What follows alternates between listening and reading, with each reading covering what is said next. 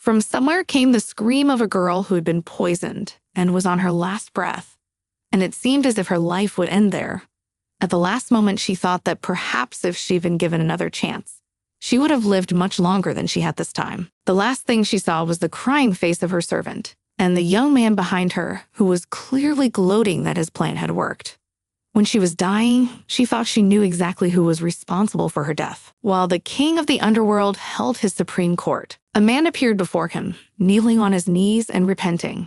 But the king was undeterred.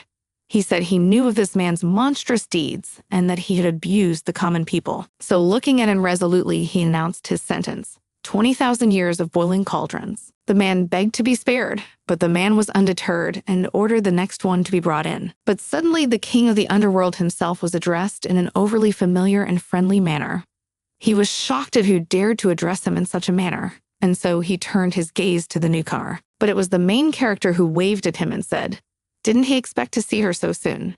And then told him she was back again. The king was shocked, but seeing the girl in front of him, he wondered why she was here, as it was obviously too early for her to die. She smiled and told him that she was in his realm because she had died again, and then told him that in her second life, her name was not Helen, but Ariana. He looked at her unhappily and asked her where she had died, but she laughed off the question and said that she had been poisoned by something in the wine, and then awkwardly added that she had tried to be careful.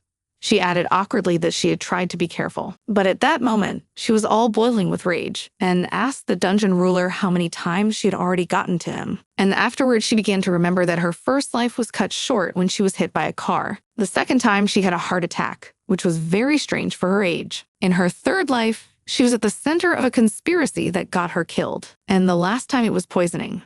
The girl was really horrified to see so many deaths. She was also angry that every life she had ever lived had been cut short when she turned 25. She demanded answers from the king of the underworld, who watched her awkwardly, unable to find the word to answer. The girl was furious and complained about the man, threatening that she would definitely file a complaint against him to the heavenly chancellery. And the girl was furious, asking what happened and why everything happened like that. Afterwards, she asked if she was some kind of a joke for him. She was madly interested in why he could not give her a normal, clear answer to her question about his tragic death after his 25th birthday. The girl was clearly dissatisfied with the fact that there were such mishaps all the time and demanded that he start doing his job normally. He laughed awkwardly and then asked Ariana to calm down. But it seems that the girl was not even going to do that. She vehemently continued to prove that it is simply impossible to calm down here. And afterwards, she asked how the man was going to compensate her for such moral damage. He exhaled tiredly, and afterward informed her that he could think of something and, as an option, offered her a rebirth. The girl was a little upset to hear about it, because rebirth is not the best option for her, as it is very hard to start from scratch, but then suggested to the king of the underworld that he do her a favor and transfer her soul into the body of some other girl. He was a little surprised by such a demand, but the girl did not pay attention to it, and said that she had some requirements. She would like to move into the body of a girl who was rich, fit, young, beautiful, and had a handsome fiancé. He wiped his forehead nervously from so many demands and continued to listen to the rest of the demands. But when they were over, he smiled and said that he had someone in mind, but only one person. And afterwards, she informed him that in a past life, her family was very rich. So she wants the life of a duchess minimum, and she is not going to bargain with him, as she's very tired of being in constant trouble because of his negligent work. Then the Dungeon King reassured the girl that his challenger was the only daughter in the family, rich and basically everything as the protagonist had asked for. Plus, she died at the age of 20, but it is possible to put a soul into her body. The protagonist had already envisioned a picture of a beautiful young lady duchess. Then the king said that the girl is also in the same era and dimension where the protagonist was before her death, so it will be much easier for her to adapt. And after smiling, he promised that when she turned 25, he would do everything possible so that she would not die. But the girl was obviously not satisfied and said that everything sounded too good to be true. Afterwards, she wondered what the catch was. He turned away resentfully and said that if she didn't want it, he wouldn't offer her anything like that again.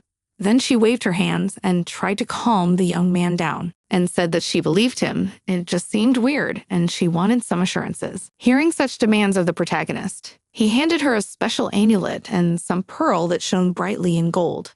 They moved towards her. After the protagonist caught them in her hands, she wondered what they were and why he was giving her something like that. He looked at the pendant in the girl's hands and explained that inside this necklace there were 3 stones. They contained different potions with spells. Red stone can cure any disease, even resurrect a person, so it should be used only as a last resort. The blue stone is capable of blinding a person.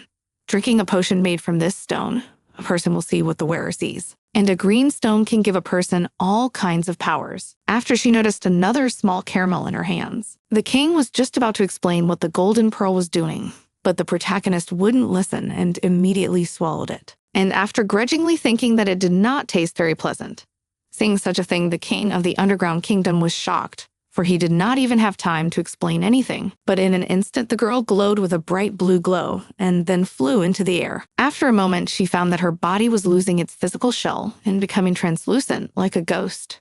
She was scared out of her wits. And the king of the dungeon asked the girl why she ate her, and then he called her a fool. But before the king could explain anything, the girl had already disappeared. And he stared at her in horror, realizing that he could say nothing. He held his head as a headache did not realize what he should do now. After all, the girl had disappeared, and he would not be able to contact her. While she flew in the form of a golden glow, she thought about the fact that previously she had not heard anything, and she wondered what exactly the king was going to say about the pearl. Now the protagonist absolutely did not know what she was doing, but the girl was not discouraged because she thought that if she moved into the body of a 20-year-old girl, at least she would be able to live at least 5 more years, and this time she would try to live a long, happy life. So she joyfully flew towards her new life in order to be happy at least this time. When she opened her eyes, that's the first thing she saw. It's a nice house, and the servants who were whispering quietly in her room. They were discussing what they should do and consulted on whether it was the right thing to do. But to their shock, the protagonist rose from her seat and then greeted them. Everyone was so shocked that they just screamed in horror and immediately ran out of the room. The main character was not surprised at all, because apparently the girls thought that she was already dead, but then she suddenly got up. Then the girl rose from her seat to examine her appearance, and noted that so far all she had noticed was the beautiful silver hair that reached to her waist, and eyes that were emerald in color. But as she approached the mirror, she was horrified, and her scream echoed throughout the mansion. The girl was in the residence of the Duke of Reborn and was sitting in her room. She was in mental turmoil. Aveda every time remembered the image that she had presented when talking to the king of the underworld, and scrolled through the phrases he had said about the fact that he had a girl who would perfectly fit the requirements of the protagonist, who was the only daughter in a rich family. Also from the same era the girl was in before, so she'll have an easier time adapting. She watched sadly and frowned at her reflection in the mirror. She was terrified and grabbed her hair and started screaming and cursing, calling the king of the underworld a damned demon. She was cursing and didn't understand why he had done such a setup and why he hadn't warned her about it earlier. She was so angry that she clutched the window frame with fury. But apparently there was so much power in her body that it just started to crumble. But the girl was determined and clenched her hand into a fist. She realized that her only goal was to live long and not get sick. She realized that her only goal was to live a long time and not get sick, and to marry for love. So now that she was alive again, it was worth it to find out everything she could about her past owner. There was a sudden sound, and a pretty maid came through the door next to her and asked her how she was feeling after waking up. Then she brought her breakfast and told her that she should eat, but afterwards her face contorted with fright. She informed me that mistress should not stand in her nightdress in the draught, otherwise she might catch cold. And then she took her by the arm and told her that she would help her to the couch, and then she would close all the windows so that she wouldn't catch cold. As she closed and curtained the windows, the girl said excitedly that the lady was almost like a dandelion, so if the wind blew she would get sick, so she should never do such a thing. But she wondered mentally how she could be a dandelion, but she did not say it in her voice. She realized sadly that even if there was a typhoon, it would hardly move her. And then, resting her hand on her head and looking the girl over carefully, she inquired who she was and asked her to introduce herself. She noticed with embarrassment that the girl probably didn't remember her at all, so she curtsied and introduced herself. The girl's name was Sherry Myra, and she was Mrs. Raccoon's maid. Then the protagonist turned to Sherry and asked her to tell her everything she knew about her. She happily agreed to help, and afterward told that the main character's name is Rukina Ivetha Rodelin, and she is one of the ducal family. Her father, the head of the family, is Edmund Matthew Rodelin, and Iveta is the only daughter of a duke. Then the protagonist thought about her words and realized that she had previously heard in the past about this duke, as he took custody of orphan children of the war, but personally, with him the girl had no ties. So soon she'll have to find out what kind of man he is. After all, she is his daughter. Sherry revealed that Yvette was brought up in the love and care of her father and therefore grew up very quickly. Hearing this, the protagonist confirmed that she had previously thought so for some reason. So she rejoiced because she was very lucky. And afterwards, she looked at Sherry and wondered why she had passed out so suddenly and taken so long to regain consciousness. Sherry sadly admitted that they suspected that Mistress might have been poisoned. And yesterday, a healer came by and said that it was worth giving up as the chances of her surviving were insanely slim. Then Yvette was shocked. She wondered if she'd really been poisoned. The maid, carefully looking at the main character, explained that it was unlikely, although there were suspicions, but because the mistress was very kind, no one would dare to harm her. The girl still remembered the death in her past life and did not understand what could have happened again that she had been poisoned. She had previously thought that aristocrats were completely protected from such things. The maid, looking at the girl, said that when she heard that the mistress was awake in the morning, she was very glad, and afterward was about to say something else, but they were interrupted. They turned sharply toward the maid, who reported that the Duke had finally returned. When Yvette heard this, she informed the maid that she would now clean herself up and go down to see him. But no sooner had a few minutes passed than Duke Edmund Matthew, swinging open the doors, called to his daughter. Afterwards, he tearfully came over and hugged her tightly, saying that as soon as he heard that she had woken up, he'd have gone straight back to the house.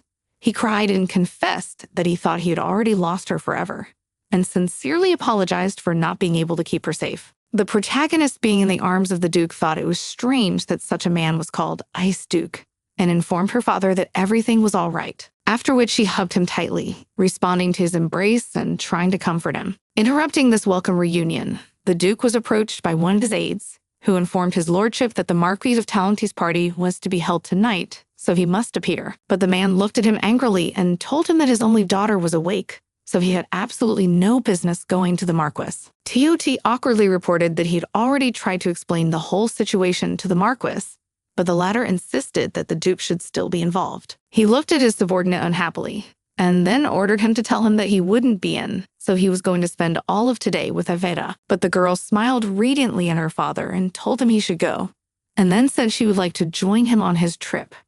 And she thought that there would be many aristocrats at the Marquis party, so perhaps she could find a clue and find out who wanted to kill the previous mistress of this body, and at the same time check their attitudes towards her. Some time passed and Yvette, suitably dressed, arrived at the Marquis' soiree. But to her surprise, she saw that all the aristocrats in the neighborhood just froze and looked at her with a strange condemnation.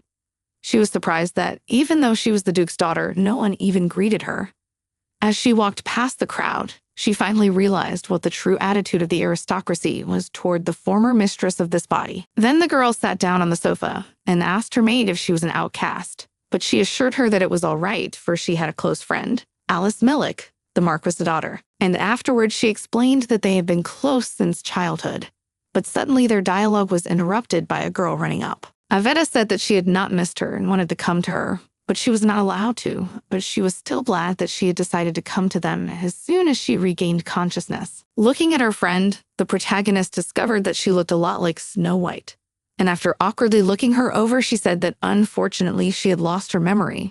So she asked her to tell her a little about herself. She looked sadly at Willow and told her that the rumors about her memory loss were true, and then told her that she was her friend Alice, and promised that even if she forgot her, she would still be her friend forever. The protagonist immediately noticed that Sherry didn't look at Alice at all, which seemed strange enough due to the fact that at first glance Alice seemed like a nice enough girl. Then Alice, touching the protagonist's face with her hand, worriedly informed her that her face had gotten insanely small during the time she had been unconscious.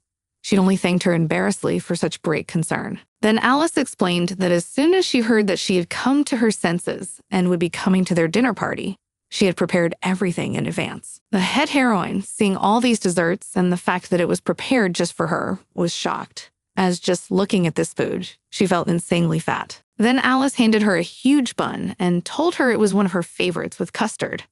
Yvette saw her and told her that she wasn't really hungry now, but she realized that one bun had a daily dose of calories, so if she took just one bite, she'd get more. Alice was shocked at this refusal and said she couldn't believe that she didn't even have an appetite. And after all, she used to be able to eat as much as 8 plates. The main character was shocked to hear such a figure. But still, not to make the girl worry, she took one bun and was going to take a bite of it. But only out of politeness, because before that, clearly she wasn't going to do it for real. Then Alice called her servant and informed him that she couldn't properly last the whole evening on just one bun with such a figure, because otherwise she might fall unconscious. And afterwards she smiled and said that of course in her case, even half of such a bun would be quite a lot for her, but it obviously didn't concern the main character. She was clearly shocked by what her so-called friend had just said and saw a note of mockery in it. But Alice didn't stop there, and turning to Veta, she said that she envied her because she could eat as much as she wanted and still be insanely cute. But she, unfortunately, had to look after herself every day. The main character pretended not to notice the bullying, smiled at her, and said that it's not strange because she's insanely beautiful. So it's not surprising that she has to do it. To such a compliment, Alice reported that the protagonist, as always, remains insanely modest. But suddenly, a young man broke into the conversation and asked what the ladies were talking about. And then he kissed Alice's hand and told her that she was wrong for saying that one of the most beautiful blossoms in society was not beautiful at all. And then he told her that she was the best of the best. But Alice turned to the man and assured him that this was not true at all, for she had only been a role model as a little girl. She smiled radiantly and said that compared to Evita, she was a wildflower on the mountainside. She smiled radiantly and said that compared to Evita, she was a wildflower on the mountainside. The man laughed off this and reported, if Alice is a wildflower, then probably Yvette. But at that moment he stopped. But it was enough for the protagonist to have an epiphany. And in that moment, she realized that everything Alice had said before was just a lie to mess with her. At which time they, not noticing the change in Yvette, continued. Alice scolded the man who had said that and said that even if Yvette looked like that, her inner beauty knew no bounds. The protagonist was in a frenzy, and it didn't go unnoticed by Sherry, who tried to calm her down. Yvette wonderfully realized that Alice could be anything to her, but she was definitely not her friend, for this person was only pretending to be her friend. But at that moment, she was knocked out of her musings by Alice, who, turning to the protagonist, informed her that if the girl wasn't so beautiful, at least internally, she wouldn't have been noticed by Lexian or Abione. Then Yvette looked at Alice and wondered who he was and why he had chosen her. She smiled at this reaction from Yvette and was about to explain who he was. But suddenly they were interrupted and announced the arrival of the crown prince. All hailed the beautiful red-eyed and blonde-haired prince, and each of the aristocrats turned to him and asked how he was doing. But suddenly his gaze focused on Lady Yvette, and he called out to her with a smile. And after quickly approaching her, didn't even give her time to curtsy and kissed her on the forehead. She was shocked at what was happening and didn't know how to behave, but she blushed profusely with embarrassment. Then he bent down on one knee and kissed the back of her palm and smiled to announce that his dear bride Yvette had finally come to her senses and had returned to him. She was obviously shocked and confused by such attention from a man, especially the second heir of the empire, and she didn't know how to behave. The girl was able to leave the banquet hall with a calm soul. Next to her was her maid, and then the protagonist turned to Sherry and asked why the girl had not previously informed her that it turns out she had a fiancé. She answered embarrassedly that Yvette had asked her a lot since waking up, and for some reason she thought she had already had time to tell her about her fiancé. The girl at that time remembered the picture when her fiancé came to her, and she had been looking for excuses to leave for a very long time.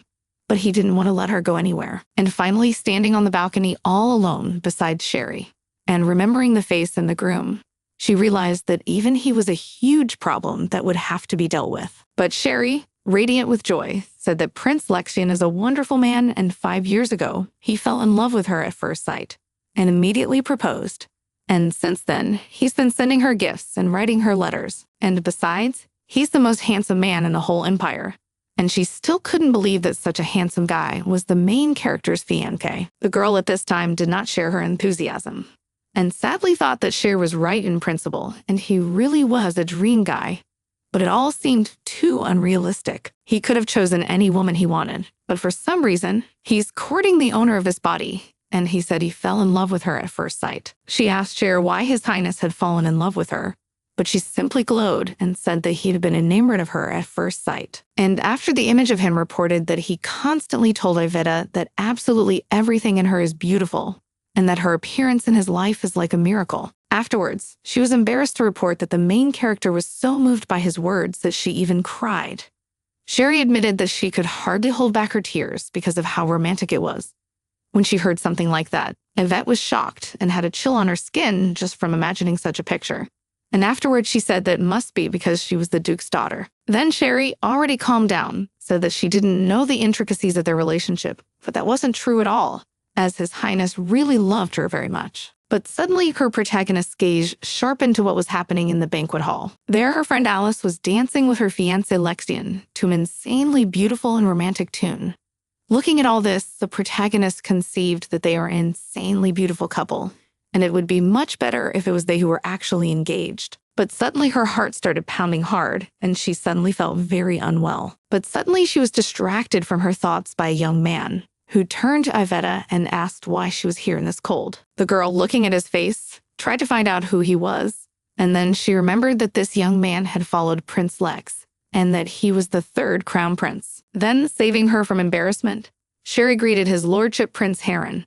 The latter, noticing her, greeted her back and asked how she was doing.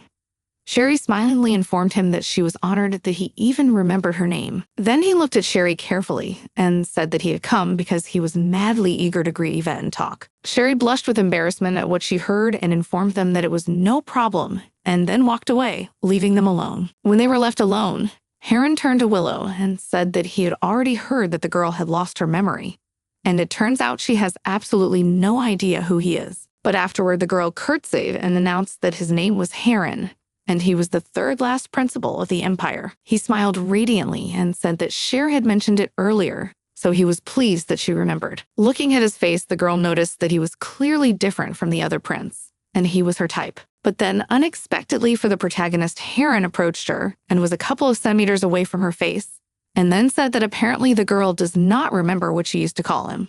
And then he said that Yvette used to call him Hey Orabioni. She couldn't find the words to answer and awkwardly turned away, thinking that all these brothers had some strange habit of getting insanely close to a person's face. But at that moment, he took off his parade cloak and placed it over the protagonist's shoulders, then informed her that she had only recently regained consciousness and was still recovering, so she would have to be careful. And after hearing the words of gratitude from the protagonist, who addressed him as he had requested, he smiled radiantly, and afterward he looked at her carefully, which madly surprised the protagonist. Then Heron bent down on one knee in front of her and kissed her hand as a sign of farewell. And before leaving, he congratulated her on her recovery. She continued to stare after him and thought that since she had woken up, it had been 3 days and her new life was about to begin, and there was no telling what dangers awaited her in the future. But more importantly, she needed to find out who was really her friend and who was really her enemy. Some more time passed after that reception, and the protagonist with her friends and fiancé decided to go to a tea party in a beautiful garden. Then Alice, addressing the protagonist, informed her that she was dying to be a bridesmaid in their wedding. After all, they are always wearing a beautiful dress and holding a small bouquet. And so she feels like it would be an exciting event and an outfit that insanely suits her image, but actually in her mind a completely different picture. She imagined that she would be the bride instead of Yvette. Lex then informed her that it sounded like a great idea. But first, we have to find out how feasible it was, because in that case, she'd be the prettiest bridesmaid in the entire empire. Yvette heard all this perfectly well, and so she became sad. At this time, Alice, turning to Lexian, informed him that there was no way she could be the most beautiful bridesmaid in the empire, and he flattered her immensely. Listening to their talk, the protagonist reflected that after the Marquise's reception, she was learning more and more, and became convinced that these completely lost people ruined the life of a sweet and kind girl who trusted them. Then Alice turned to Yvette and asked if she would make her maid of honor, and then told her that she was her only friend, so she had to do it. At this point, the protagonist lowered her gaze, but still did not answer anything, and herself, turning to the past owner of the body, asked how the girl before that was able to bear such a relationship alone. Without paying any attention to her, her best friend and her fiancé discussed that during the reception, the Marquis would show off his marvelous rose garden, and then asked Alice if she would like to go with him and look at it. She clapped her hands happily and agreed. Lexian then shifted his gaze to the main character, followed by Alice, and they waited for her response. She looked at them calmly and said that she was tired and didn't want to go anywhere, so they could go there alone, and said goodbye. As they left, Lex turned to his brother and asked him to stay with Iveta, but apparently he wasn't going anywhere, so he just waved goodbye and stayed with the protagonist, who watched the couple leave. She could see perfectly well that the prince's real love was Alice, and their pretense towards Yvette was only for the purpose of self-gratification at her expense.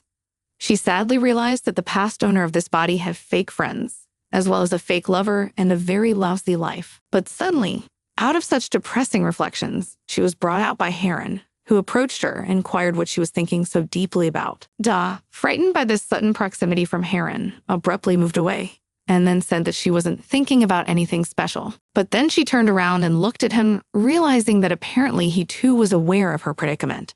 And for some reason, it seemed to the protagonist that Heron cared, and maybe even really cared. Staring at his beautiful shining face, the girl ordered herself to look away as she realized that his beauty was making her insanely embarrassed. After that, she turned and asked to tell Heron how she met Lexian and how they got engaged. He agreed, and then he started the story by saying that sometimes he also doesn't understand how something like this could happen. After all that happened, the protagonist returned to her house and turned around on her bed, unable to find a comfortable place to sleep, because in her head, there were still different thoughts. After she jumped up and decided she needed to go for a walk right away or do something to get some air before bed. So she threw a plaid over herself and went out for a walk in their garden. As she walked, she kept thinking about the fact that she'd been attending various social parties all week, and the prince's relationship with the owner of this body is highly suspicious. Then she wondered which one of them could have spiked the poison and not been seen by the Duke. The protagonist realized that she probably needed to be on her guard, so that this time she wouldn't die of poisoning. And there were 3 people to watch out for. First of all, her fiancé, the second prince, Lexian, because if he only wants the power of the duchy, then he would definitely kill his wife after the wedding. It's not known if he ever loved the owner of this body after all. He's clearly having an affair on the side. She remembered her named friend Alice and immediately realized that even though she hadn't been caught red-handed yet, she was obviously involved in this somehow. After the girl sadly admitted that even though she had gone for a walk to get rid of unnecessary thoughts, but still, time after time, she returned to thinking about these 3. And the last on her list, it was the 3rd crown prince of Heron. After imagining his face, she ordered herself to stop judging him just because of his appearance, because even though he was divinely handsome, he was still a suspect. But Heron didn't seem to have any adequate reason to do such a thing. As she traveled down the long corridors, she thought about the fact that no matter how she felt about these people, everything she had said before was just a guess that had yet to be proven or disproven. But suddenly, a voice pulled her out of her musings, and the protagonist looked at the source of the voice and seemed very surprised that someone was arguing at this late hour of the night. A female voice asked the interlocutor, "How much longer is this going to go on?" And at that moment, the protagonist immediately realized that it was Alice's voice. She carefully looked out from behind the corner to remain unnoticed and saw that her interlocutor was the adored prince, who asked Alice to calm down. But she was not satisfied and said that she was not going to calm down because she had to participate in this endless performance. And to please this bitch, meaning the main character. But Lexian, wiping his face unhappily, informed her that Alice should know that Yvette had woken up and with her his headache had returned. Hiding around the corner and listening carefully to every word, the protagonist realized that she had guessed about their Roman before, and in principle, it was quite obvious. But then Alice said something that shocked the protagonist.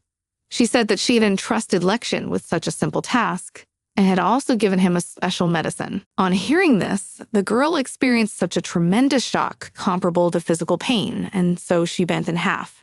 And her heart was literally torn with pain and betrayal, and the tears from her eyes poured down her arms. It was then that she realized that most likely it was not her, but the former owner of this body who was experiencing such feelings. Then, in order not to give herself away, the girl thought that she had to go back and so turned around to go to her room. But suddenly, because of the shock, her hands couldn't hold the lamp, and it fell to the floor with a huge bang. The protagonist was shocked to be noticed. At this moment, as a confirmation of her words, the Crown Prince's voice rang out, wondering how a person dared to eavesdrop on the conversation of someone like him. She was still sobbing and hiding behind the wall and didn't know what to do. She couldn't run, and her body literally wouldn't listen. She ordered herself to do something, but it wouldn't work. But at that moment, Heron came to her rescue, sidestepping the girl and taking all the blame. And then, covering the corner behind which the protagonist was hiding, turned to his brother. When Heron came out from around the corner, he explained himself and apologized for interrupting. And afterwards, he said that a castle is actually a castle. So they needed to be careful, as someone else might have heard them. The prince turned to Alice then, before informing her that it seemed the latter was right, and they shouldn't have been talking so loudly in a place like this. At this time, Heron, taking his hands behind his back, gave the girl a sign, waving his hand that she should leave quickly. The girl, still in tears as she left, following Heron's recommendation, wondered how much Prince Heron had had time to hear, but she was more concerned with how much he had known before. Lexion turned to Alice and told her that everything was going to be fine, but she turned around resentfully and said that she wasn't sure about that and said that she didn't want to see him anymore and started to leave. But then Lexion started to follow her in order to talk to her. When they left, Prince Heron leaned against the wall and exhaled a sigh of relief that the protagonist had gone unnoticed. And then he went around the corner where she'd been hiding and crying all this time. And then he told her that everything was clear, so she could go out alone. But she looked at him with tears in her eyes, waiting for some explanation. And then he explained that he actually knew about their relationship, but because of his status, he couldn't tell her anything. Then she sadly realized that he had apparently not heard about the fact that they had tried to poison her at all. And from him, it seemed to her that he wasn't just pretending not to know about it.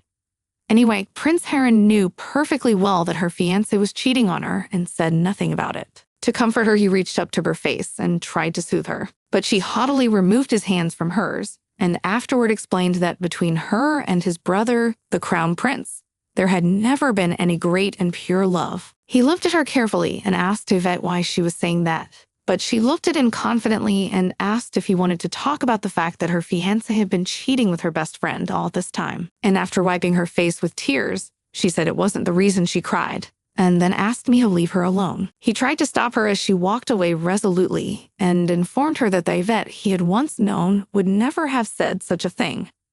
Not wanting to see the third prince again, the protagonist admitted that she had changed since coming to her senses and thanked him for his help, but informed that if he really doesn't care, he should keep what happened a secret.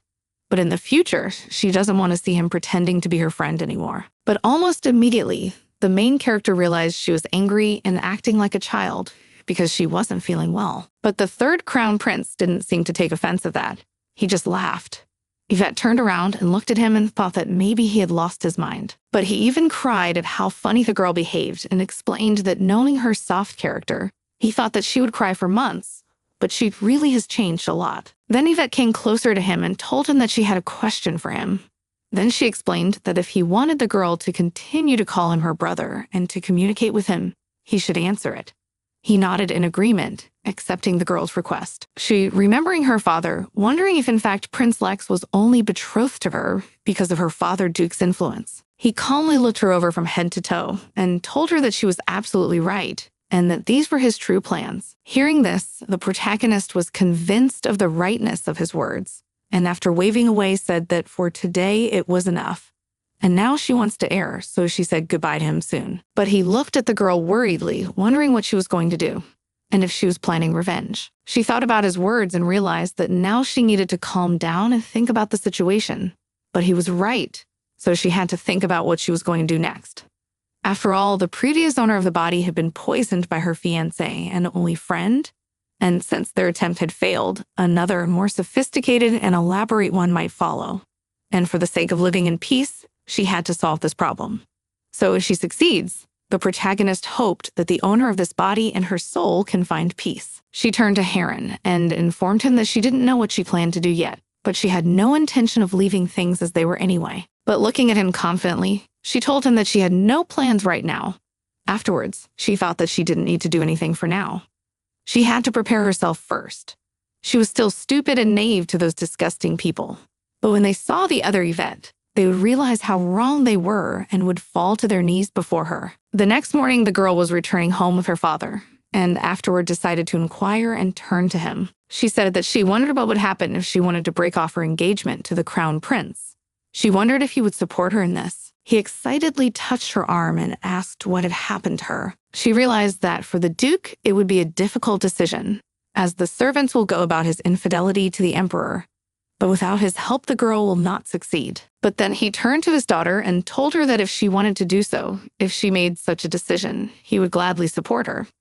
And afterwards, he smiled sincerely and told her that His Majesty had many children, but she was his only daughter, so as a father, he could not but support her. She was really happy and hugged her father and thanked him sincerely and turned to the past owner of this body.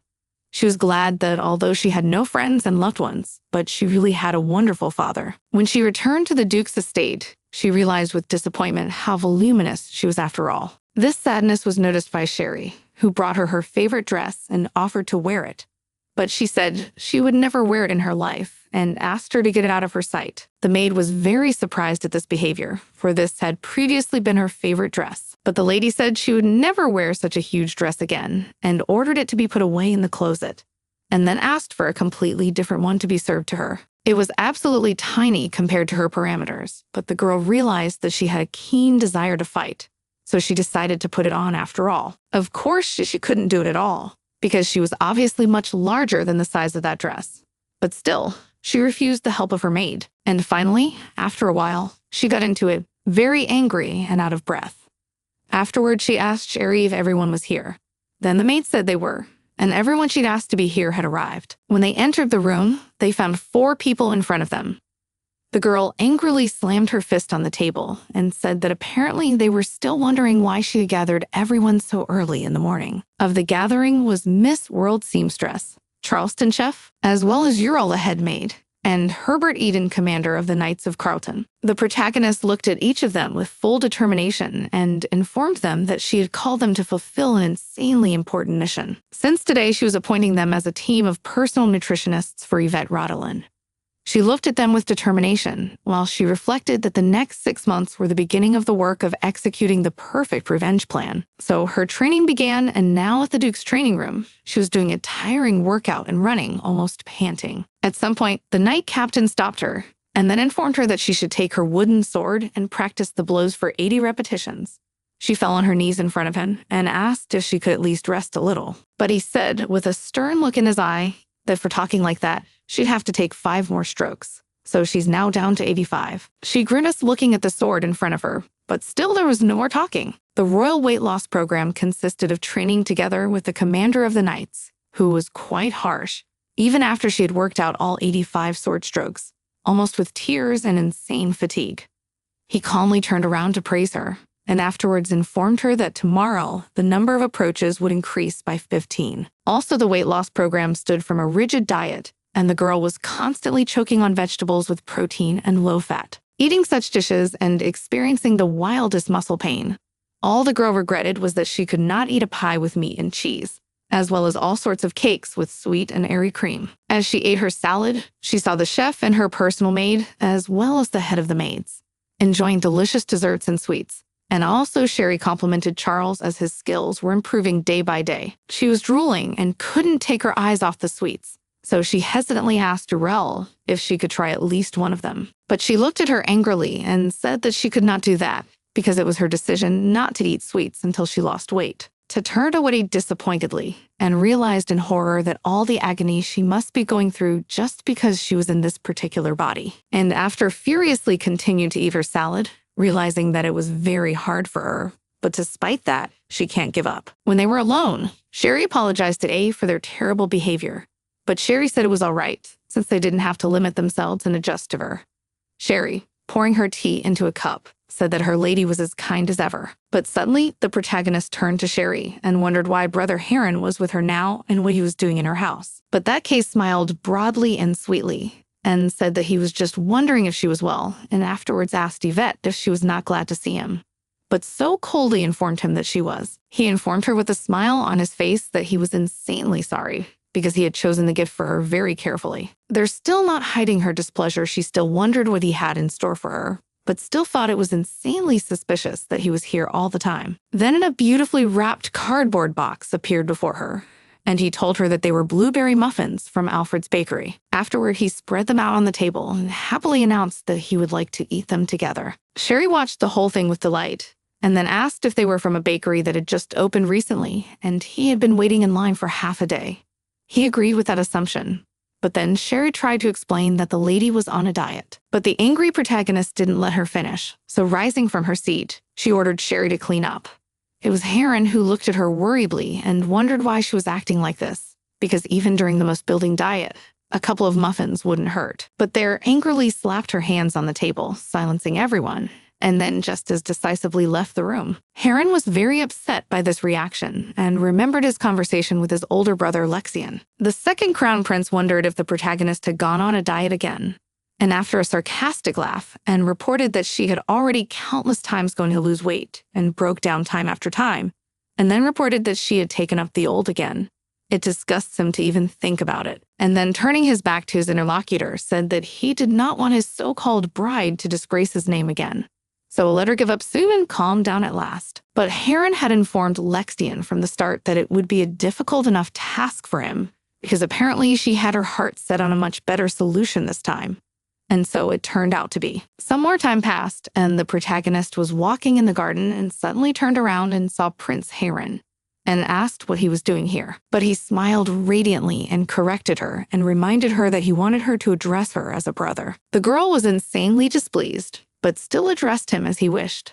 Then the young guy still agreed to listen to her, inquired what she wanted to know from him, and informed her that he was having a BBQ dinner party tonight. But she slammed her fist angrily on the table, clearly throwing the prince off balance. Afterwards, looking at him unhappily, she informed him that it seemed to him that it was high time to return to the palace. He looked worriedly at the protagonist and asked Yvette if she wanted him to leave, but she literally shouted that she wanted to lose weight, and all he was doing was hindering her. Then he excitedly inquired what she meant, but the girl looking down at him wondered if he thought she was just sitting on the water and practicing intensely. He literally glowed with his beauty, looked at her with concern, and informed her that he was only worried about her health, for she might be hurt. Then the girl turned around disappointedly and said that she understood his concern, but it was probably more than that.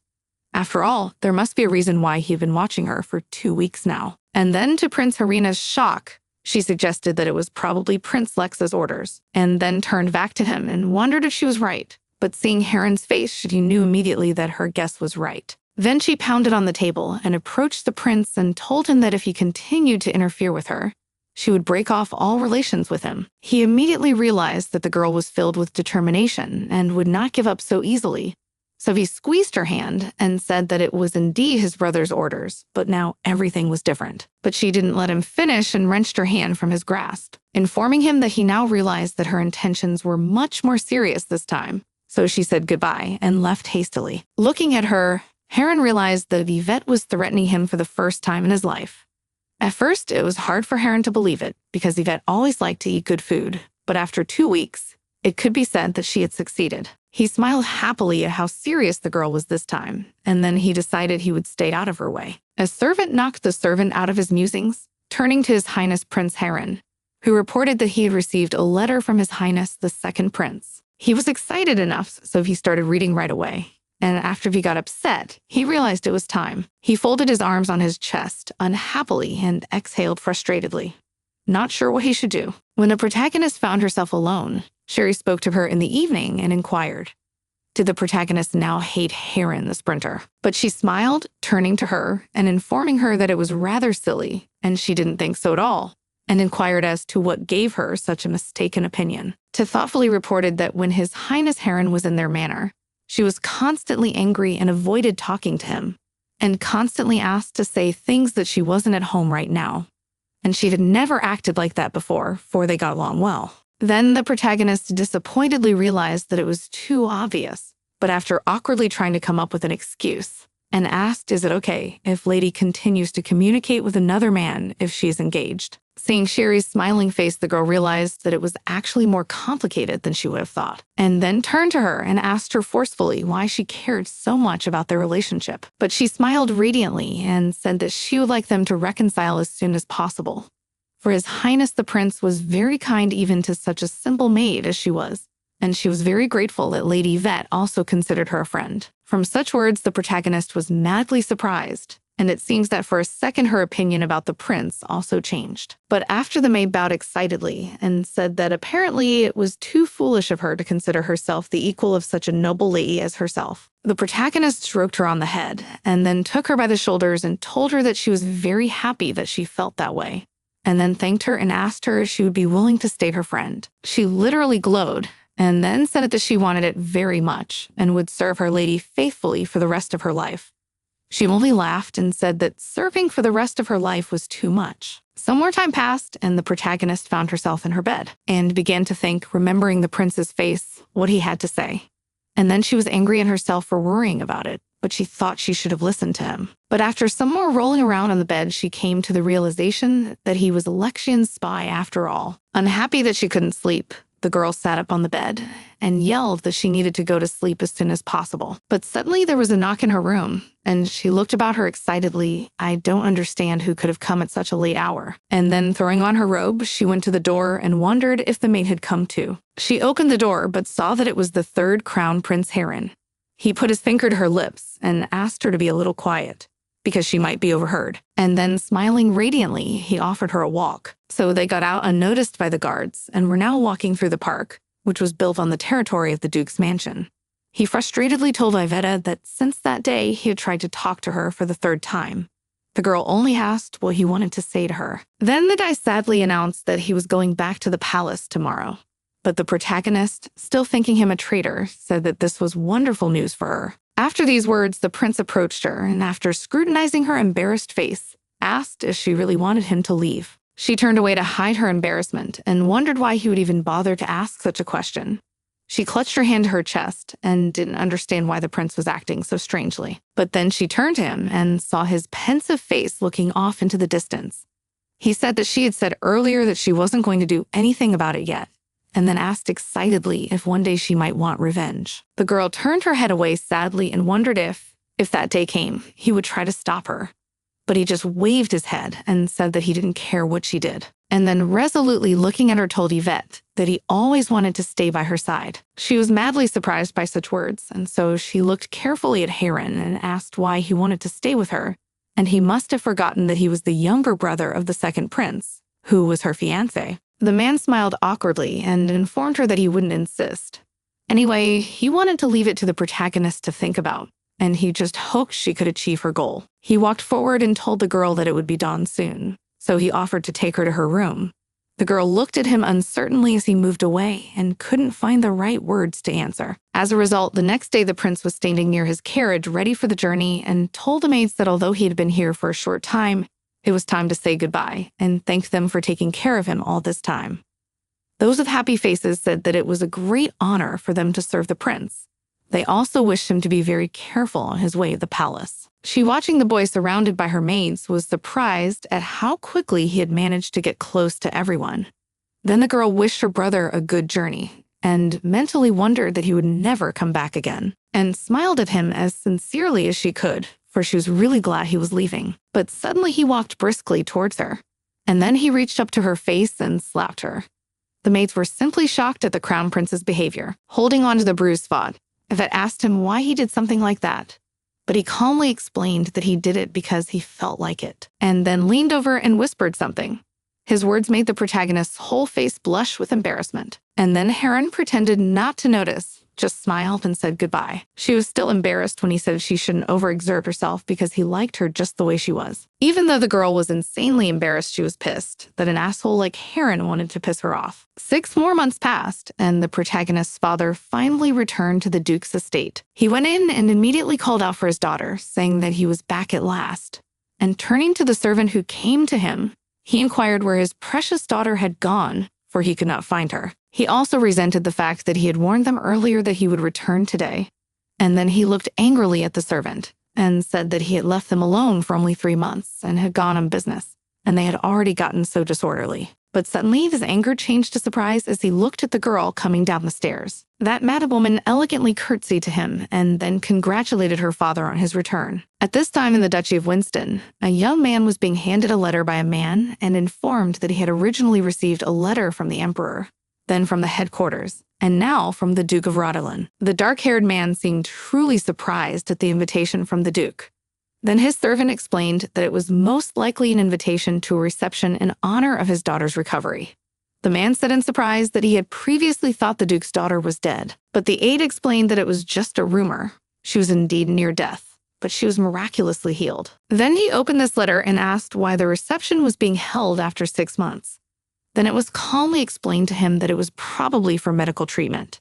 After all, such a reception will be held for the Duke for the first time in a long time, so most likely his daughter's fiancé. The second heir and his brother, the third crown prince, will definitely be there. He read carefully every line of the letter, and then the servant, seeing his thoughtfulness, said that if he did not want to go there, he could write them a refusal. But Winston, lifting his coat and preparing to leave, told the servant that he must answer the invitation, and to say that he would come, for it was time to play with the Duke's daughter. Then he took the letter and, somehow slyly looking at his assistant, informed him that it would be a reception in honor of her full health, so it would indeed be sumptuous. For some time, the girl sitting on the couch turned to her maid and asked Sherry how the preparations for tomorrow's reception were going. She said that everything was fine and then asked if the lady really planned to hide from everyone until the reception. And then she said that she would not be able to resist showing everyone as soon as possible. She smiled and then said that the protagonist appears when everyone is already gathered. Sherry glowed with joy, but said she didn't quite know what she was talking about, but she thought she got the gist of it. So she's going to do everything in her power to cover up her appearance. After she was alone, she picked up the letter, and after reading it, she was glad that Logan was alive and would still be coming to a reception like this. And then she realized that in addition to hiding in her room, she needed to sneak out of town. So she turned to the maid and smilingly informed her that she was to help her and be her accomplice. So sometime later, they came up with a marvelous plan and hid the girl in the hay and took her outside the estate. She was terrified and frightened, looking around, not realizing how it had all happened. But suddenly, the girl was spotted by one of the other servants, who inquired where she was going and where she was taking so much rice straw. But she's scared to tell me that the lady needs some more straw stuffed animals, and Mr. Torres from the shop makes them really well. And then, smiling more believably, she said that their lady was very strong. If she had been born a man, she would have been a general. But the man only laughed, saying that she was their lady after all. Yes, agreed, and then ran frighteningly fast to get the girl out of the sight of other people. So they found themselves outside the city, and the girl, having changed into suitable clothes and done all the important business, went out. She asked Sharon, smiling, if she was nervous, but she said she was upset because she had almost been caught red-handed by Ural when they left the manor, and she was a little scared to go out into the city without guards because it was dangerous. But the heroine decided to look at her and told her that she didn't have to worry about that, because now she could protect them herself. Besides, in a similar outfit, she looked like a man. To this, Sherry replied that she was, because the lady had now become quite tall and pulled. Then she gave her a friendly hug and asked if she wanted to go shopping. The girl looked at her worriedly and asked if she was going to come home after she finished her business. But in the end, she persuaded her to go to a jewelry shop. There the salesman showed them a variety of rings and jewelry, and the protagonist persuaded Sherry to choose one for herself. But she constantly refused. Then the salesman, mistaking the protagonist for a man, turned to him as a friend and told him that he should just choose the one he liked and buy the girl. The protagonist liked the idea. She agreed, and then looked at all the jewelry. Her gaze focused on the pendant, and she asked how much such a pendant costs. The girl was still trying to convince the main character not to buy her anything like that, but she did not agree. The seller said that for the sake of her lover, he would give a special discount, and this pendant would only bill 30 gold coins. But the girl reported that she would not give more than 15 for such a thing. Then he grudgingly said he would agree to reduce it to 27, but not a coin less. But there was obviously angry and said that it was insanely expensive, and besides it was a pendant with a stone, and he apparently has no conscience to ask for such a thing 30 gold pieces, and especially since the stone wasn't real. So she could check it out right then and there immediately reduced the price. He was unhappy that the protagonist was able to expose him and still agreed to sell him for the price she was offering. The girl thanked the protagonist profusely for buying her something like that and promised that she would treasure it. But Yvette calmly explained that the stone was just a fake, so she would buy her something more dignified later. But Sherry literally glowed with joy and said that it is absolutely not important for her. The main thing is that she gave her something like this, so she promises to cherish it. The main character, seeing so nice, Sherry agreed with her and simply said that she was acting insanely nice. But suddenly the girl paid attention to someone scolding. Noble lady next to her knight shouted at the mother and her child, calling them insects. and after proudly informed that everyone dare not cross the marquise. The main character listened to what people were whispering about, and they all felt madly sorry for Emma's mom and Jackson, who had accidentally stained the noble lady's dress. They sadly realized that Emma couldn't cope with her children, and that's why she'd gotten into trouble. And it was all because the noble lady had come out of nowhere and confronted the boy. But there was nothing they could do and nothing they could do to help. Then Alice, turning to the Viscount, informed him that he must cut off this little scum's hands at once. Even the Viscount was shocked by such an order, and thus excitedly reported that it was indeed too much. But she was determined and looked at the man and told him that the dress had been given to her by His Highness the Second Prince for her 20th birthday, and this little brat dared to soil the Emperor's gift. And after looking at the crying mother of the child, informed her that it would be enough to cut off one hand of each of them. He bowed his head in grief, then drew his sword and agreed to carry out the order. The protagonist was watching, and she thought these aristocrats had literally lost their minds. Then the Viscount turned his sword on the mother and child, and told them that they should remember all their lives their unworthy behavior. But at that moment, when he was just about to strike, the main character stepped in, bared her sword, and blocked the man's attack.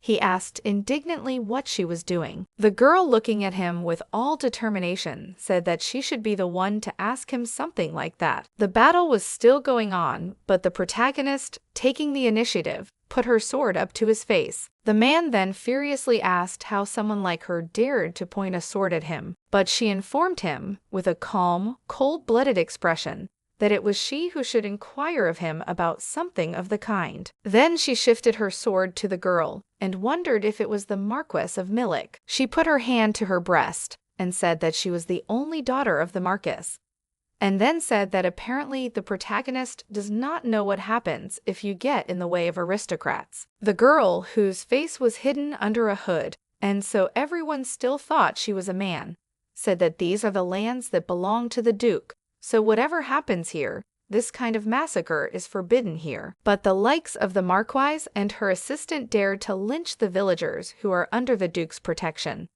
In other words, the Marquis Millik does not consider the authority of the Duke of these lands at all. Suddenly, to Alice's horror, the people around them started shouting that the guy they thought the protagonist was talking about was right, and they were really under the Duke's protection.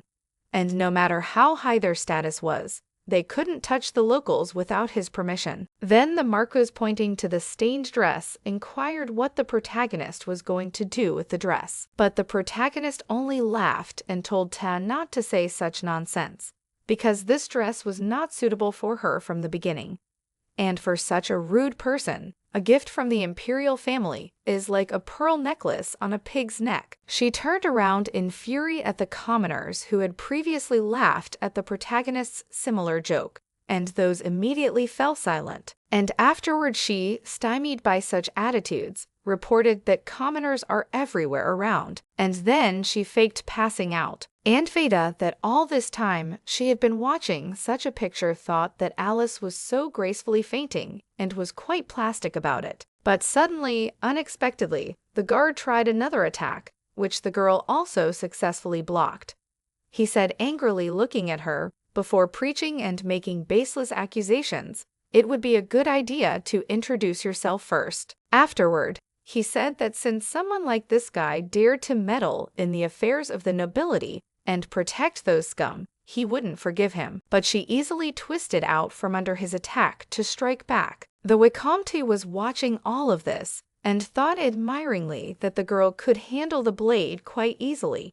And although the movements were clearly unprofessional, it was obvious that they had been honed for a long time. And then his assistant noticed that this young man was clearly underweight, but he could easily stop him, except that he was already quite exhausted and would soon just be knocked off his feet. The dark-haired man simply smiled at this, before pulling out his blade from under the cloth and continuing to watch the fierce battle between the protagonist and the man. The protagonist also realized that she was actually very aware, and so the next attack was able to knock her off her feet, and eventually her sword fell.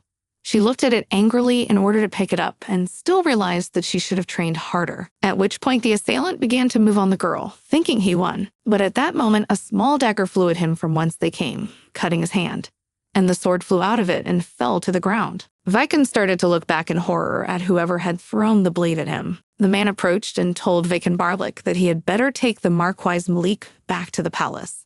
The man asked disgruntledly who the man was, but he just pulled a badge from around his neck and showed it off in a mannerly fashion. Immediately afterward, the Barlik informed the Marquise that they were returning. At that moment, the man picked up the fallen blade of the protagonist. So all this time I watched him and managed to realize that apparently he was the owner of that small blade that helped him, but thought that he was quite suspicious. At that moment, she was brought out of her thoughts by a boy and a woman who cried and thanked her for saving her. Then the protagonist came closer and stroked the boy's head and said that she had done what she had to do. And after leaning over and smiling, she said that in the future, the boy should not cause any more trouble as she felt sorry for his frightened mother. And then said that he should apologize to his mother. He thanked the main character. Afterwards, he apologized to his mom, and soon they left. Then she found herself alone with the man who helped her. But suddenly Sherry approached her and hugged her mistress in tears, asking why she was being so rash. But she calmed her down and told her that she was really fine. She was about to leave when she suddenly turned to the young man standing behind her, and then awkwardly said that if it hadn't been for him, people would have realized the big noise. So she thanked him for helping her. Wiccan inquired whether she had done so because of family principles, but she answered him without going into details. And then he said, deep in thought, that the girl had managed to interest him. She was shocked by the young man's words. After all, he so simply says such things. And then slowly stepping back from him, she wondered who he was. But suddenly her legs became confused. In the end, she started to lose her balance. But at that moment, she was picked up by strong male hands. The man gently grabbed her by the waist without letting her fall. The one scrutinizing his face, which was covered with a blush, reported that it was surprising enough that the girl had been able to last any length of time in battle. Tao was very displeased, and Stowe immediately broke out of the young gentleman's grip. Afterwards, she asked him what he meant by saying such things. But the man coldly remarks that with skills like hers, she won't live much longer. Eventually, some time passed, and the protagonist returned home. And after the evil practice techniques on straw dolls, she was clearly upset that she lost in that fight and realized that she needed to train as much as possible. And then, out of anger, she destroyed the straw doll in one motion, cutting it in half. And she admitted to herself that the most frustrating thing about it was the words of this young man, who said that with those skills, she wouldn't be able to live long. The heroine sadly realized that she had no other choice but to acknowledge the words of that strange man. At that moment, the captain and knights came up to her and remarked that the girl should not get so upset and look at it from the other side. After all, her movements were difficult to predict because of their uniqueness. And after dryly informing that if he fought the same way as the protagonist, he would be insanely uncomfortable, Ta answered nothing, reflected that in her first life she had been a national swordsman, and so the habit of using a blade as she then had gone nowhere. But suddenly, the man noticed her intensity of training and determination, so he informed her that Ta looked more agitated than usual, and asked what was going on. Ta looked at Sir Ethan excitedly and asked if there were any ways for the girl to win when dealing with a grown man on the battlefield. Perhaps there is a single winning strategy. He thought deeply and said that if the lady is not in a situation where there is a big difference in skills, then insecurity will definitely minimize her chances. So it will be difficult to find a similar strategy because she can't equal a man in strength. But the only option is still there. The girl looked at him excitedly, expecting some sort of explanation, and wondered what he meant. The one smilingly informed that the chance for her could be the foundation of becoming a sword master. It was a title that was only given to those who could reach the highest level of swordsmanship. In addition, they could use mana in battle. She looked at Sir Ethan in frustration and told him that as far as she knew, such people were very rare, because only a few people could achieve such a title. Sir Ethan said that she was absolutely right. There were only 2 masters of the sword in the Empire. One of them is her father's Duke, and the other Duke Winston, who famously became the youngest sword master. And then he reported that the protagonist was also born with the ability to use mana. The protagonist looked thoughtfully at her hands and realized that maybe she should have trained to be one of them from the beginning, and she must have used her mana incorrectly. But afterwards, she sadly reported that apparently this path was impossible for her. Sir confirmed this by informing her that it was most likely so. But afterward, he fairly informed her that the girl need not worry about it, for she had him, and also Knight Carlton. The protagonist sat down tiredly on the floor and thought about the fact that only true talents have a chance. But suddenly her attention was caught by a young knight who approached the sir and told him that a message had come from the village and the blacksmith was telling him that their sword was ready. The latter fairly informed her that he would then go to fetch it, but the protagonist excitedly stood up and literally glowed with happiness and asked if she could have her sword back. Eventually, she went secretly to the blacksmith with her maid, and looking around, they were looking for a man. Suddenly, they met him, and he smiled happily and asked what the girls needed here. The protagonist handed him a piece of paper, and when he read it, he realized why they had come. He then pulled out a beautiful sword and said that it was his masterpiece that he had put a lot of effort into, so he could guarantee its quality. When the protagonist took it in her hands, she asked if she could experience it. He happily agreed to her words, so the girl made a few strokes and was insanely pleased with her new sword, after which she thought that it was quite light and sharp, so it had a perfect balance and it was a really good sword. She then turned to the blacksmith and told him that he really wasn't lying and the sword was wonderful. He smiled happily and informed her that he was the best blacksmith in the empire and could do no wrong. The protagonist, proudly looking over her new weapon, mentally turned to it and asked it to serve her faithfully in the future. In the end, they came in to eat at the diner and the maid asked if she could really order anything, because she was very hungry. The protagonist smiled contentedly and said that she could order anything she needed. But the embarrassed maid noticed that everything looked insanely appetizing. But suddenly something caught my attention. At a neighboring table sat the man who had previously saved her, along with his servant. The main one jumped. I didn't expect to see them, and was truly surprised. At this time, two men were chatting among themselves, and the servant Dim said that the organizer didn't really want to show his appearance. The dark-haired man thought about it, but suddenly he was taken out of his thoughts by a girl who unceremoniously sat down to them.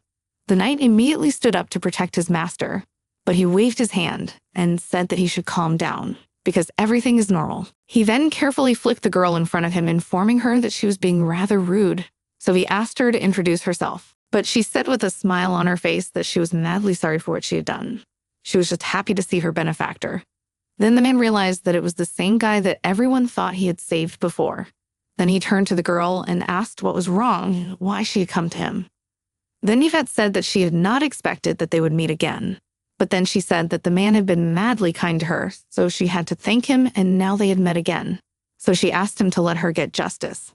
After which she mentally hoped that the man would not refuse her. But the one cutting his dish informed that the girl should not thank him, and he was worried that he would not be able to fulfill the lady's wish for justice. Then, bringing the food to his mouth, informed that, as the girl had noticed, he was now eating, so he could not help. But the next moment the girl snatched his fork and then unceremoniously ate his food. Everyone was really shocked by this. But the girl didn't seem at all embarrassed by this, and she thought the food was quite tasty. Then she sat down and patted her stomach and thanked herself for the food. Exhaled, the man watched such a strange girl, not knowing what to say to her. But in the next moment, she removed her hood and smilingly announced that since they had met again, she wanted to serve her savior. Some more time passed, and the young people were served a dish of roast piglet, which looked really fine. The protagonist did not even hide her pleasure when watching and literally glowed, happy with such a dish. And then she happily turned to Sherry and offered her a taste.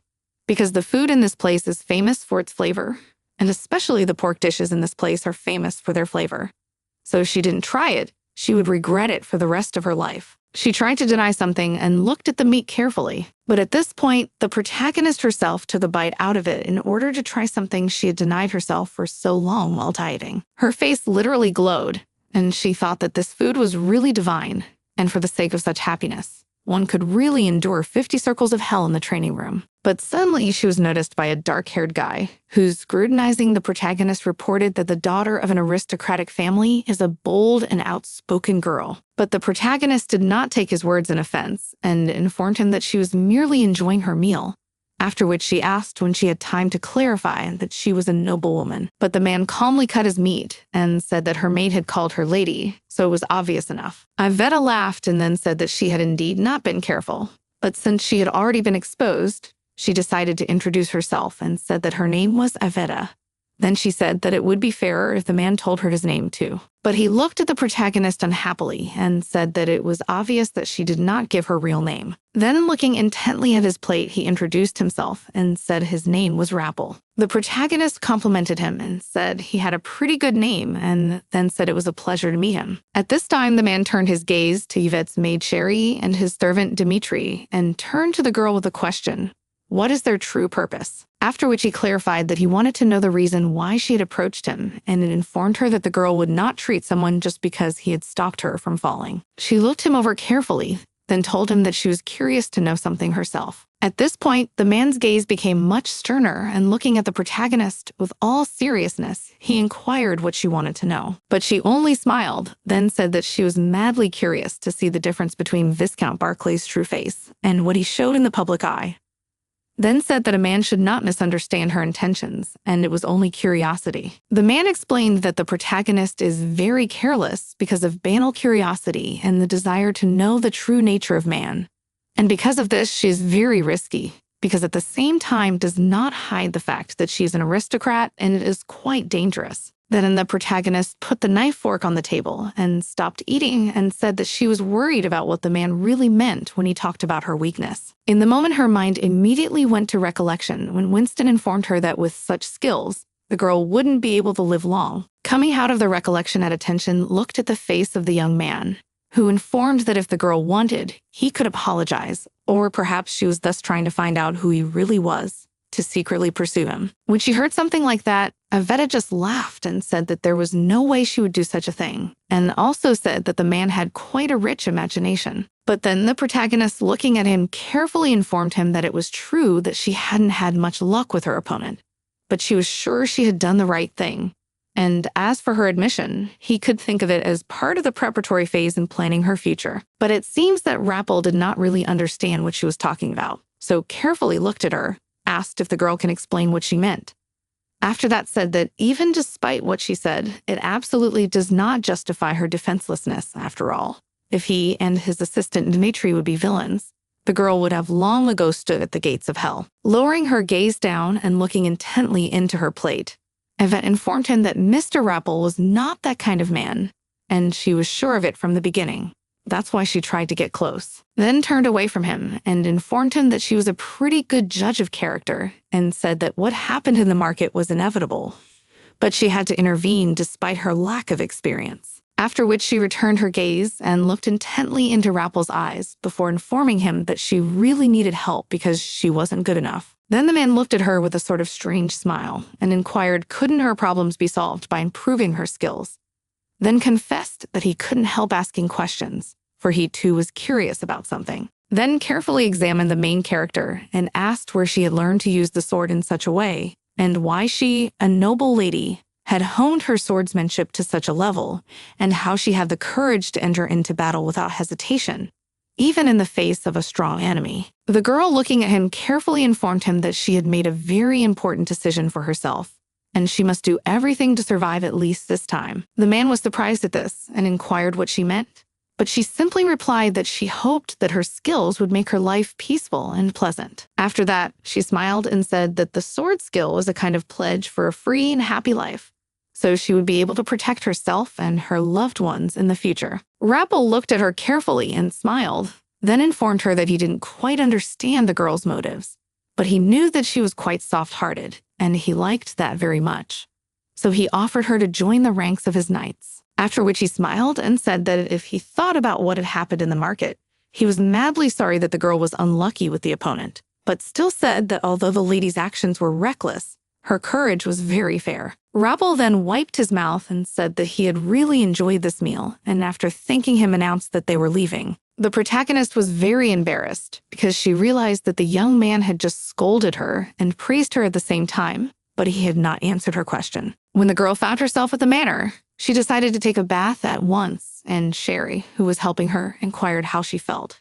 But Avetta said that everything was really splendid, and afterwards inquired how the preparations for the banquet were going on, to cheerfully help the lady with her hair, and informed that Sir Ethan would personally lead the Knights of Carlton and patrol the castle. and Uncle Charles and Ural are making final preparations, and some guests should be arriving soon too. The protagonist smiled brightly and asked sarcastically about her beloved His Highness Lexian and dearest friend Alicia. Sherry, brushing Willa's hair, informed her that the two had not so recently arrived, as far as she knew. Then the protagonist, after a while, she got up from her seat and turned to Sherry and said that they could go get ready to go out.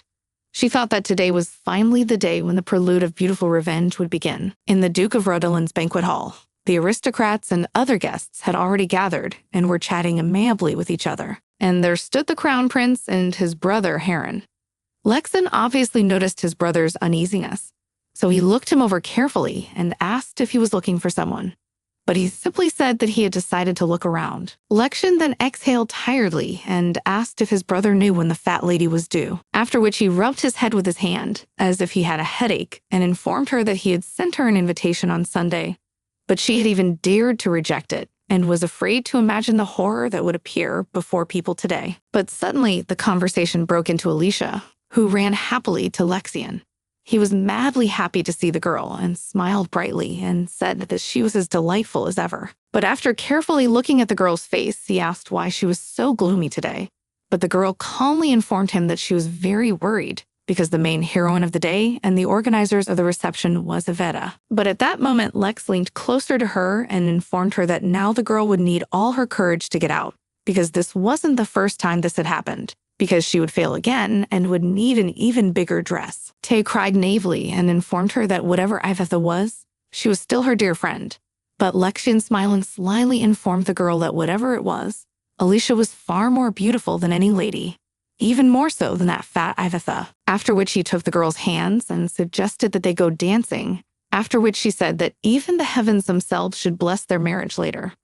All of this was perfectly audible to Heron, who was reflecting on the fact that no matter what Yvette looked like, Alicia and Lexian had never been worthy of her. Suddenly, a beautiful dark-haired man whose face was hidden under a mask entered the hall and greeted the crown prince. All around recognized at once that it was Winston Peacock, and the crowd wondered what such a man could have forgotten here. Lexian only smiled at Alicia and said that something incredible must happen tomorrow, because the Phantom appeared at such a reception as this one.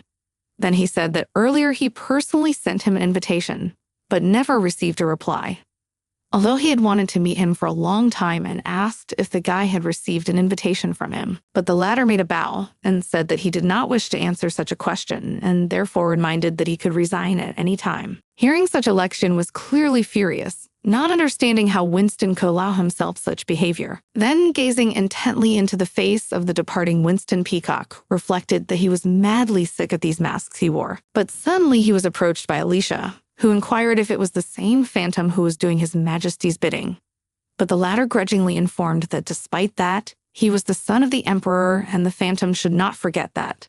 So he didn't understand where this young man got so much courage from. But suddenly they were interrupted by a man who informed them that he was insanely happy to see each of the guests at this reception. Then he apologized for the wait, and afterwards, spreading his arms joyfully, said that the main character of the day was about to appear, the Duke's daughter, Yvette Rodolin. Winston Peacock, who couldn't wait for this girl to appear, was watching closely. At that moment, beautiful as the moon, the protagonist appeared. Her hair was developing beautifully, and she was truly incredible. Even Alicia could not believe that it was really her, for she had never seen Willow so beautiful before. Even Lexian couldn't help but stare at the main character, and literally couldn't believe his eyes and the fact that the girl in front of them was really Yvette. Seeing such a reaction from the young man, Alicia couldn't stand it and shoved him in the arm to make him come to his senses and stop behaving like that. But even after that, he couldn't take his eyes off Yvette and was truly amazed. At that time, the main character smiled happily down the tall stairs and apologized for the wait, thanked everyone for coming and said that it was very important for her that they had all come on such an important day for her, and then smiled brightly and insanely sweetly and asked everyone to enjoy the evening. The people around were stunned, saying that the girl looked like a goddess who had come down from heaven. Some admired her beauty and said that they wished they were as beautiful as her, and some marveled at how the girl had managed to get into such a dress in such a short time. The aristocrats circled around the protagonist, trying to find out her secret, and how she was able to achieve such a result. And men invited her to dance with them, and even confessed to her that they were dazzled by her beauty, so much that they could not take their eyes off her. Then, to Alicia's shock, she saw that among all the young men who were around Yvette, there was even her subordinate Barkley, who looked at Yvette with embarrassment and admiration and asked her to dance with her just once. Watching all of this, Alicia was clearly displeased and very angry that the others were now admiring Yvette and talking only about her in every way possible. But then, to her shock, she spotted her evil lover Lexian, who literally clenched his teeth like a wild dog and growled that a girl dare not flirt with other guys, ignoring her fiancé. Alicia was shocked by this, because earlier she had thought that the best beauty salons, the magnificent man, and the place of Empress should belong to her alone. But now this place was occupied by Aveda. Then the protagonist took a close look at her disgruntled fiancé, and at the disappointed Alicia, and thought it was a good enough start to her revenge. And the first stage was called the crack. Standing at the banquet, the protagonist thought that a calm and comfortable life is what she went through a hellish diet for. So now everything is going according to her plan. But her next challenge awaits her. It's to withstand the attention from the other ladies, as well as the cavaliers who admire her appearance, and just don't give her a moment's peace. Yvette didn't even expect the young men to have such a reaction to her. It was quite unexpected, so the chief division looked hopefully at her father, expecting that perhaps he would save her from this crowd of noble ladies and gentlemen.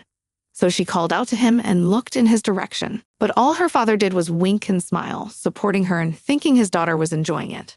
But she looked and tried to show by her appearance that she would die if she continued to be in this crowd. But when she was alone, she was able to exhale and catch her breath for a while. But even then, her calm didn't last long. For a moment later, she caught sight of the prince, who smiling happily approached the protagonist and congratulated her on the success of her plan. She peered intently into his face and thanked him for his congratulations, after which she wondered if such an act was sweet enough on his part. But suddenly, unexpectedly, a young man held out his hand to her and asked if she could give him her dance. But suddenly, Winston Peacock came up to her, who bowed nobly to the girl and asked if he might have the honor of dancing with her.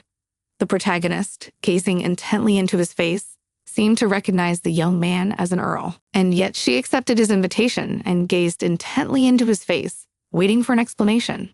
It seemed that Winston Peacock himself was madly pleased that the protagonist had answered him. At that moment, the musicians played, and the noble lady stood opposite the handsome, mysterious man and scrutinized her bow. Evita realized that Duke Winston was hiding under the mask, but she did not understand why such a mysterious man had accepted her invitation. And the most important question for her was why he had decided to ask her to dance. He leaned down to her and whispered in her ear that she was nothing like the rumors described her. But she looked at him worriedly and said that this time she would take it as a compliment, and looked at him carefully. The one smiled slyly and then gazed into Ivida's face with his dark blue eyes and said that she had done a really good job on herself, after which the insanely noble, handsome man whirled her in a dance.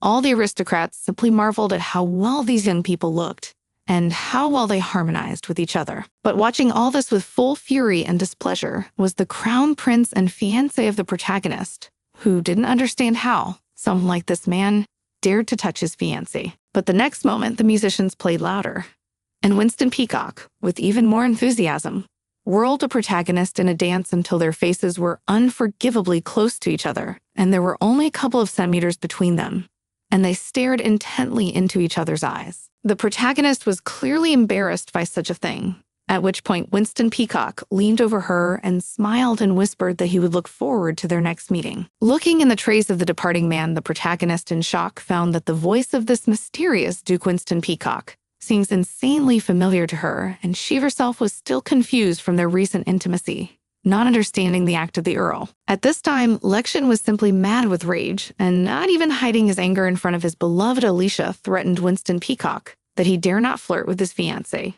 But Alicia looked at him excitedly and wondered why he was saying something like that and asked if he meant it. At that moment, the main character, who with tears in her eyes, said that she had spent a lot of time on becoming beautiful, although it was hard as hell, but she had coped and she had been waiting for her brother Lex to ask her to dance. Seeing such a sad protagonist, he excitedly approached and said that it was just a misunderstanding, and he never forgot about her for a second. And when the girl woke up, he was insanely happy. The protagonist looked at him anxiously and asked if it was true, but he said without a second's hesitation that it was so and swore on his honor. Then the girl thought that unfortunately Lexian reacted very quickly and mentally called him a dog. Then the protagonist, carefully looking at Lexian, asked him to fulfill her wish. He gladly agreed and said that he would gladly listen to any wish. Then Willow, gazing intently into Alicia's face, informed her that tonight the prince must dance with her alone all the time. It seems that the protagonist's friend was wildly shocked to realize how insidious a plan Willow had devised. She clapped her hands together happily, realizing that her plan had succeeded. Then the young man asked her to dance, and she, of course, happily agreed, leaving her disgruntled girlfriend behind. But Yvette hadn't forgotten and decided not to shove Alicia with the tension. So she turned around and smiled and asked Alicia what Alicia thought of her today. Then reminded her that the earlier girl had said she would be adorable no matter what she looked like, but she was madly trying. So she asked Alicia if she thought she was beautiful, to awkwardly report it as plausibly as possible that she really thought her friend was very beautiful. Afterwards, she gave a believable smile and said that her friend was so bright that her eyes hurt from looking at her. The protagonist immediately realized that she was able to get what she wanted. So she smiled slyly and thanked Alicia for saying that and called the girl her precious friend. The maid, smiling happily, said that the reception had been really great, and she still thought that it was all just a dream, because everyone had come just to see Melody. Yvette smiled happily and looked at Sherry and said that for some reason, she felt like the girl was experiencing further more than she was. But she smiled brightly and said that, of course, she was worried, because it was the first time the main character showed herself, after all the reincarnation. Then she said that she was madly looking forward to the hunting competition, which would take place today, because the knight who first shot a white deer would be the winner, and he would have to dedicate his victory to the most beautiful lady and give her the winner's sign. And therefore she was delightfully hoping that the knight would choose her. After which he happily recalled the award and spoke of how she was almost certain that everyone would want to dedicate their victory to her lady and present her with the coveted rose. After which she added that she thought that fighting for the hand of a beautiful lady was insanely exciting and romantic. The main character thought about it and decided for herself that there is nothing exciting in the fact that people's opinion changes 180 degrees depending on the girl's appearance. But then, seeing her worried look, Sherry turned to her and asked her mistress why she was so gloomy, then pointed to a whole pile of presents and told her that she should look at them. Then the protagonist took one of the gifts that was given to the girl, carefully began to look at it. To her surprise, she noticed that this gift was from Barkley. Cher was still happily looking at everything presented and thinking about how everyone had fallen in love with her lady, and now she was going to get busy. And she was just shaking her hand off the gift of this vile man and didn't understand how he could change his mind so quickly. Then Sherry took a beautiful bouquet of white roses in her hands and offered Mrs. look at it. The protagonist did so and took it in the lessons and took out the note that was stored there. At that time, Cher told Evita that she was crazy about this bouquet, and it went well with her hair. But abruptly, the protagonist's face became surprised when she read that the package was from Duke Winston Peacock. And Sherry cheerfully reported that white roses were insanely hard to find in these parts, and His Excellency must have been struck by her beauty, that he decided to find such a bouquet. But it seems the protagonist wasn't all that happy, and she was concerned about what Winston Peacock was really thinking and why he was doing this. But suddenly there was a sharp knock, so Cher went to open the door and find out who it is decided to visit them. The main character is not happy looking at the door in front of him, wondering who it could lead fate at such a time. But when Sherry opened the door, she saw Heron standing in front of her, smiling happily as he greeted Willow and Sherry. Eventually, some more time passed, and the protagonist together with the prince went for a walk, and the latter, happily looking at Iveta, said that she had begun to break hearts and wondered if she didn't feel all this attention around her. But she coldly replied to the prince that he had no heart, so he had nothing to complain about. On such a remark, he smiled brightly and informed the protagonist that he was talking about it absolutely seriously, after which he asked if she knew Duke Winston Peacock. But the girl looked at him carefully and wondered why he was asking such a question. Then she asked if the Duke had anything to do with his brother, but he calmly smiled and said that he would not like to talk about it. The protagonist accepted his answer, but then said that it was early morning, so he should leave, and she called him to spend. Then she resolutely turned to him and wondered if she should escort him into the palace to get him out of here. But the man smiled brightly and informed her that he had no bad intentions, and he only wanted to see her for a little socializing like earlier. The protagonist looked away in embarrassment when she saw his sweet face, and then said that when she looked at the prince, she sometimes felt like he was wearing a black curtain. He didn't quite understand what she meant, so he asked her to explain. Then the protagonist said that this is what they say about people who at first glance seem completely ordinary. But then it turns out that they were the villains behind it all. Heron smiled and said that he understood perfectly well what he was talking about. But the protagonist looked at him unhappily and said that she didn't understand what he was hiding, and it looked as if he was trying to hide behind that black curtain. At this point, the prince looked thoughtfully at the protagonist and wondered, does she really think so?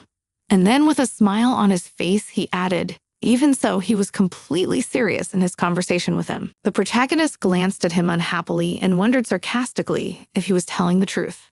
But he smiled brightly as usual and promised that he was always honest with the protagonist. Then pointed to a nightstand on the far side of the corridor and said that they could make a wager, and whoever got there first could make any wish for whoever lost. The protagonist unhappily folded her hands in front of her and then informed her that this was some childish nonsense. But the next moment, the prince ran on and paid absolutely no attention to the girl's comments, and she ran indignantly after him, lifting her dress and forcing him to stop. At this moment, Duke Winston Peacock crept in unnoticed from behind, who was observing the whole picture, and bestowed an attentive glance on the protagonist, who was indignant and shouting at the prince. Eventually, some more time came, and the protagonist with Alicia and Lexian were on a hunt.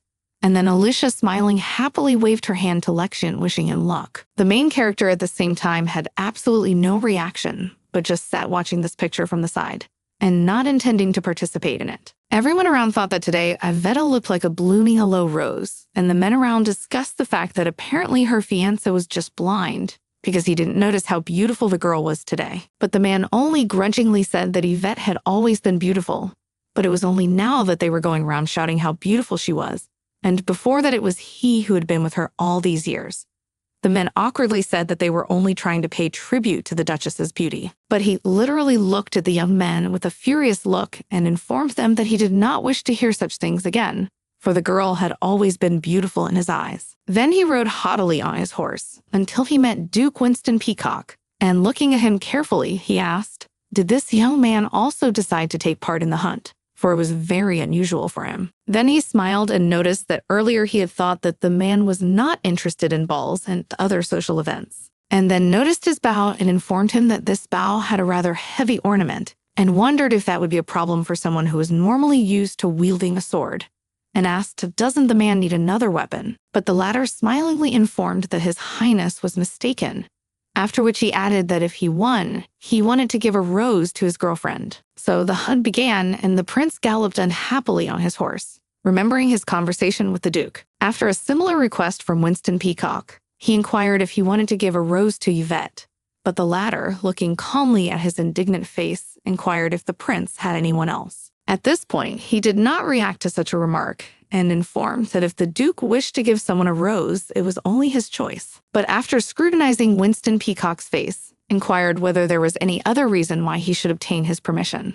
But the latter, looking contemptuously at the young man before him, said that he would leave the answer to that question for his consideration. The prince, remembering his face, thought about the fact that sooner or later Duke Winston Peacock would definitely end up in prison for disrespecting the emperor. Then I stopped at a small river with water to wash my face, for I was tired enough for the time. But suddenly something caught his attention, namely that on the other side of the river, the Duke of Winston was already taking aim. Then, bringing his attention, the prince immediately noticed that the young man's target was the white stag. So he resolutely drew his arrows in order to also make his shot, and looking resolutely ahead of himself, he decided that he would definitely not let Duke Winston Peacock get that deer. Then, gazing at his prey, he thought to himself that when it came to hunting, he had no equal. But then he brought his tip from the deer to Duke's horse and thought that if the horse got hurt, it would just be a hunting accident. So it would be easy to convince the other contestants that it was just a fatal mistake. But it didn't go unnoticed by the Duke himself. Looking at his face, Lex thought it would be a great way to show him who was in charge. But suddenly he was surprised to see the Duke move his arrow in his direction. And then he released it, and it flew decisively into his face. At this time, the girls were still sitting and waiting for the winner of the hunt, and then Alicia showed the rest of the ladies her fan, said that it was quite precious, as it was made by a Persian master, and then turned their attention to her jewelry, and said that even this jewelry was given to her by her brother Lex, and asked the others whether the princes really had to give her something. Similar main character calmly looking at her and sipping her tea said that these were really wonderful gifts, and said that she was madly jealous of the girl for such attention, and smilingly informed that sometimes such attention seemed to her very burdensome, so that from time to time it even seemed to her that the young man might love her even more than his own bride. But afterwards she shifted her gaze carefully to the protagonist and wondered if her words had hurt her. But the girl bowed her head and said that she couldn't help her feelings. It was true that Lexian's brother cared a lot for the girl. Then, with an insanely sad look, she informed Alicia that she was insanely beautiful and attractive. So no matter how much Iveta worked, she still couldn't compare to her, and sometimes she was really genuinely jealous. At this point, the other ladies stepped in for the main character, and turning to Alicia reported that her words sounded too harsh, and despite the fact that they have been close to Yvette since childhood, it is Lady Yvette who is His Highness' bride. Then for the protagonist stood up for another aristocrat, who said that she completely agreed with the words of the lady. And Yvette barely got on her feet, and Lady Alicia as if absolutely does not notice it. But then Alicia looked at one of the aristocrats with anger and asked why the axe girl calls Yvette so familial. But the latter, calmly looking at her, said that she was not referring to the very beginning of the competition. But then she accepted her image and said that the girls should not blame Alicia for everything, because she was her dear friend. So for her, Alicia was the most beautiful in the world. The other girls smiled brightly and wondered how Evita could be so kind-hearted. Another said she was insanely jealous of Alicia, because she had such a wonderful friend as Evita. The protagonist only said that the girls were flattered by her kindness, and she thought that noblemen really are madly fond of scandal. So for them, scandals are like food on the dinner table, and she had a fiancé of noble royal blood, but she was not so magnanimous as to tolerate adultery under her own nose. But these two didn't care at all about their surroundings and acted quite carelessly. So the decisive reason was that they were so defiantly enjoying life and didn't hide their relationship at all, and that the former Yvette had no doubt about it. Then she thought of the past owner of the body and mentally turned to Alicia and confessed that Yvette was a very convenient target for her, for the girl always looked good at the banquet against the shield maid, especially as she was supposed to be the maid of honor. And that was a good enough screen to cover up her own relationship with her fiancé. At this point, Alicia looked disgruntledly in front of her and realized that she had most likely lost, and was horrified that the protagonist was able to hold victory over her so easily. After all, she'd been building her image for so many years. But suddenly agitated approached with a lisp, informing him that something terrible had happened and had reached His Highness Lexian, there since he was mortally wounded. When the protagonist and Alicia heard about it, they were terrified, not knowing how to behave. At this time, Lexian was not happy sitting on the couch and told the doctor that it was just a sprain, but he said that if the man would not remove the bandage and take medicine every hour, everything would be fine. But suddenly a worried Alicia burst into the room and knelt down in front of the prince, asking what could have happened to him and saying that her heart was breaking when she saw that her brother was hurt. But the prince smiled and said that Alicia need not worry, as the wound was not deep at all. But that refused flared up with rage and inquired who had dared to injure his precious body, and how anyone could ever have allowed such a thing to happen, after which she inquired where those around her were when the prince was in danger. Then the servant tried to explain what had happened, but Lexian informed him that he shouldn't talk about it, and he didn't have to explain anything. He then took Alicia's hand and reassured her that everything was really okay, so she shouldn't worry. But she seemed to have absolutely no intention of doing so and was literally furious and told him that her brother was hurt and she couldn't let it go. But the next moment, Yvette came running up to Lexian and asked what had happened to him and if he would have any complications, after which she said she was madly worried. The prince was embarrassed and wondered if the girl was really worried about him, and then comfortingly took her shoulder and told her that he was fine and felt a little guilty for being the cause of the girl's tears. But at that moment, Alicia entered the conversation and said that she was insanely disappointed in the main character. After all, everything should have been checked before the events even started, especially if it involved a hunter competition, and because of such negligence on her part, her fiancé, who was part of the imperial family, was hurt. So even if the girl was organizing something like this for the first time, it was an unforgivable mistake. Then smiled gloatingly and said that the girl must have been thrilled to get everyone's attention, but she should be more careful in the future because Alicia doesn't want to see her friends unhappy because of some stupid mistakes. The protagonist took a disgruntled look at her and realized that Alicia was talking nonsense, just trying to blame her for the event being derailed. But she was fully prepared for that.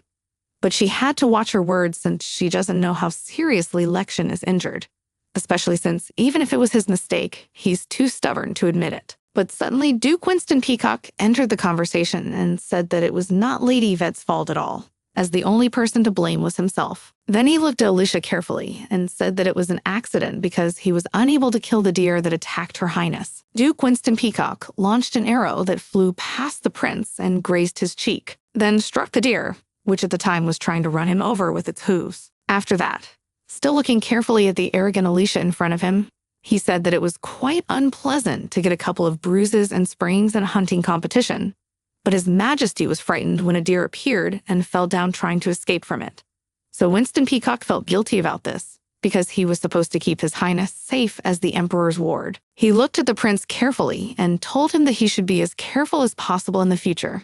He was clearly unhappy that the incident had been made public. At this time, the other aristocrats mocked the prince for being frightened by just some deer, then joked that antlers could be really frightening. But Alicia entered the conversation and looked worriedly at His Highness Lexian and said that she was still worried about him.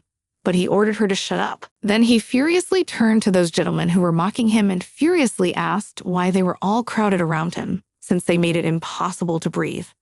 Then he said that nothing terrible had happened, so they should continue hunting. Duke Winston Peacock came out with the others. The heroine gave him an attentive look, and she really wondered why the man had decided to stand up for her. But eventually some more time passed, and the hunting contest came to an end with a victory for Duke Winston Peacock. And finally, it was time to choose the lady to whom he would present his gift.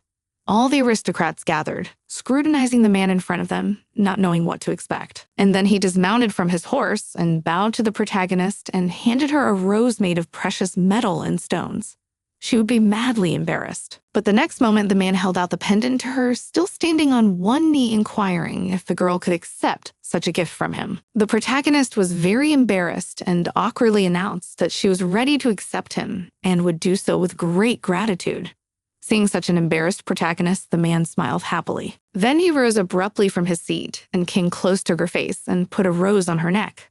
She was madly embarrassed by this unexpected intimacy and could not take her eyes off him. Staring into his smiling face, the protagonist caught herself thinking that at this moment she couldn't imagine what this strange man was thinking. The only one who was unhappy with everything that happened was Crown Prince Lexian, who was standing around the crowd that was discussing the fact that Willow and Duke Winston Peacock looked very good together. He was clearly furious, and as soon as he was alone, he broke the vase, after which he ordered his servant to collect the fragments, who fearfully set to work. And the next moment, as he bent over, the prince stepped on his hand, thus leaving great wounds due to the splinters.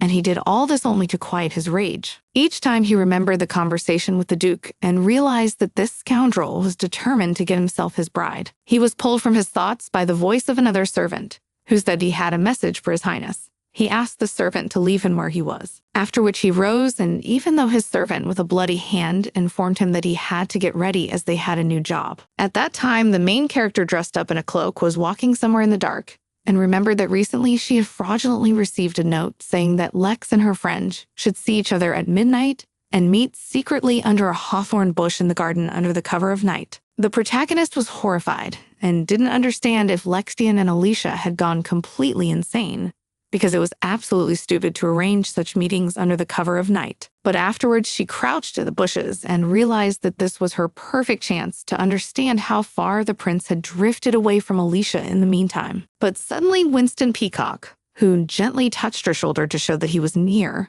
took her out of her musings.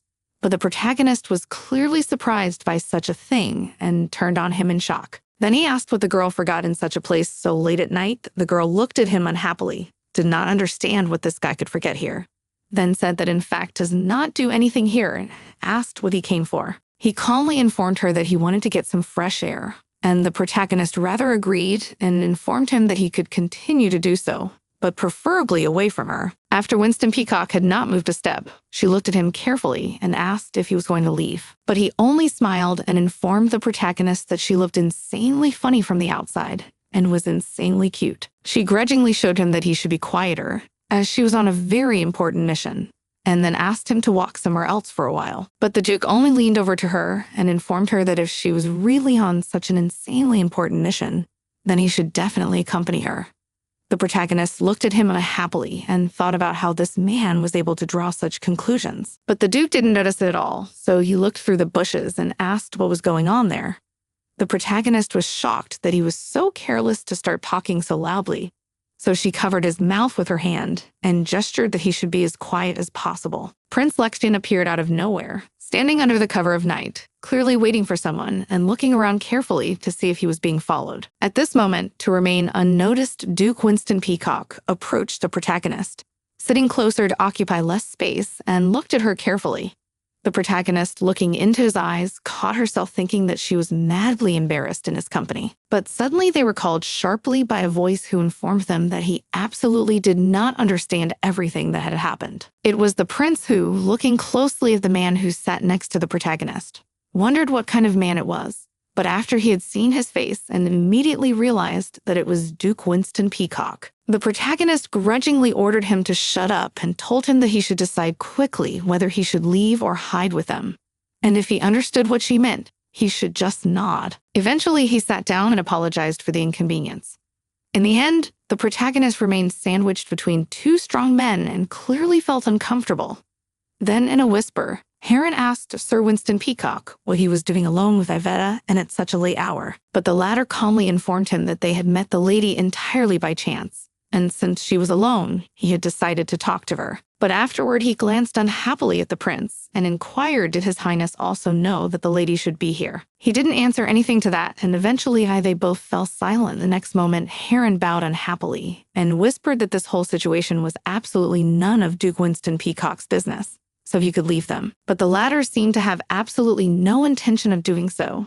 So he looked at the prince carefully and said that perhaps it was His Highness who should leave, as he thought that Lady Yvette was happy enough to have him here, which was not the case with the prince himself. Then the young man looked at the Duke and told the Sir that he would refrain from such suggestions if he were in his place. But Winston Peacock rewarded him with a calm, cold, and rather displeased look, and said that he had simply said what he saw and had not meant to offend His Highness with those words. At this point, the prince didn't argue any further and simply took the girl's hand and informed him that Yvette should come with him and he would walk her to her room. But not a second passed before the same was done by Duke Winston Peacock, who took the girl by the arm and informed His Highness that he would not back down and wished to accompany the girl himself. Between these two guys literally danced lightning, and the protagonist did not know what to do to separate them. At this point, His Highness said that he knows very little about the Duke, but he could not imagine that the Duke is so funny and persistent. But the latter smiled coldly and informed him that His Highness was insanely flattered by describing him in such a manner. At this point, the protagonist couldn't take it anymore and separated the two men and told them that if they weren't going to help her, they should leave or sit quietly. If they were caught, she would curse them for all eternity. But at that moment that the protagonist heard the voice of Alice, and the girl immediately realized that her friend had come. Then all around saw the picture of the girl joyfully running up to the prince and smiling radiantly at him. At this moment, Duke Winston Peacock came nearer to the protagonist and inquired, does he think he sees Lady Millick before him? But Yvette ordered him by a gesture to be quieter. At that moment, Alicia, smiling happily at the prince, asked how his Rana was, for she was madly sorry for what she had done before, but she was really very worried. But he reassured her that everything was fine. After that, he asked why the girl had invited them to meet at such a time, because someone might notice them. But they're smilingly informed that the prince should not worry about it, because silly Yvette would never see them. The protagonist was watching all this from the bushes, angry that it was bloody Alicia who still thought her stupid. The Duke was also watching everything with great displeasure, not understanding how he should behave and what he should do.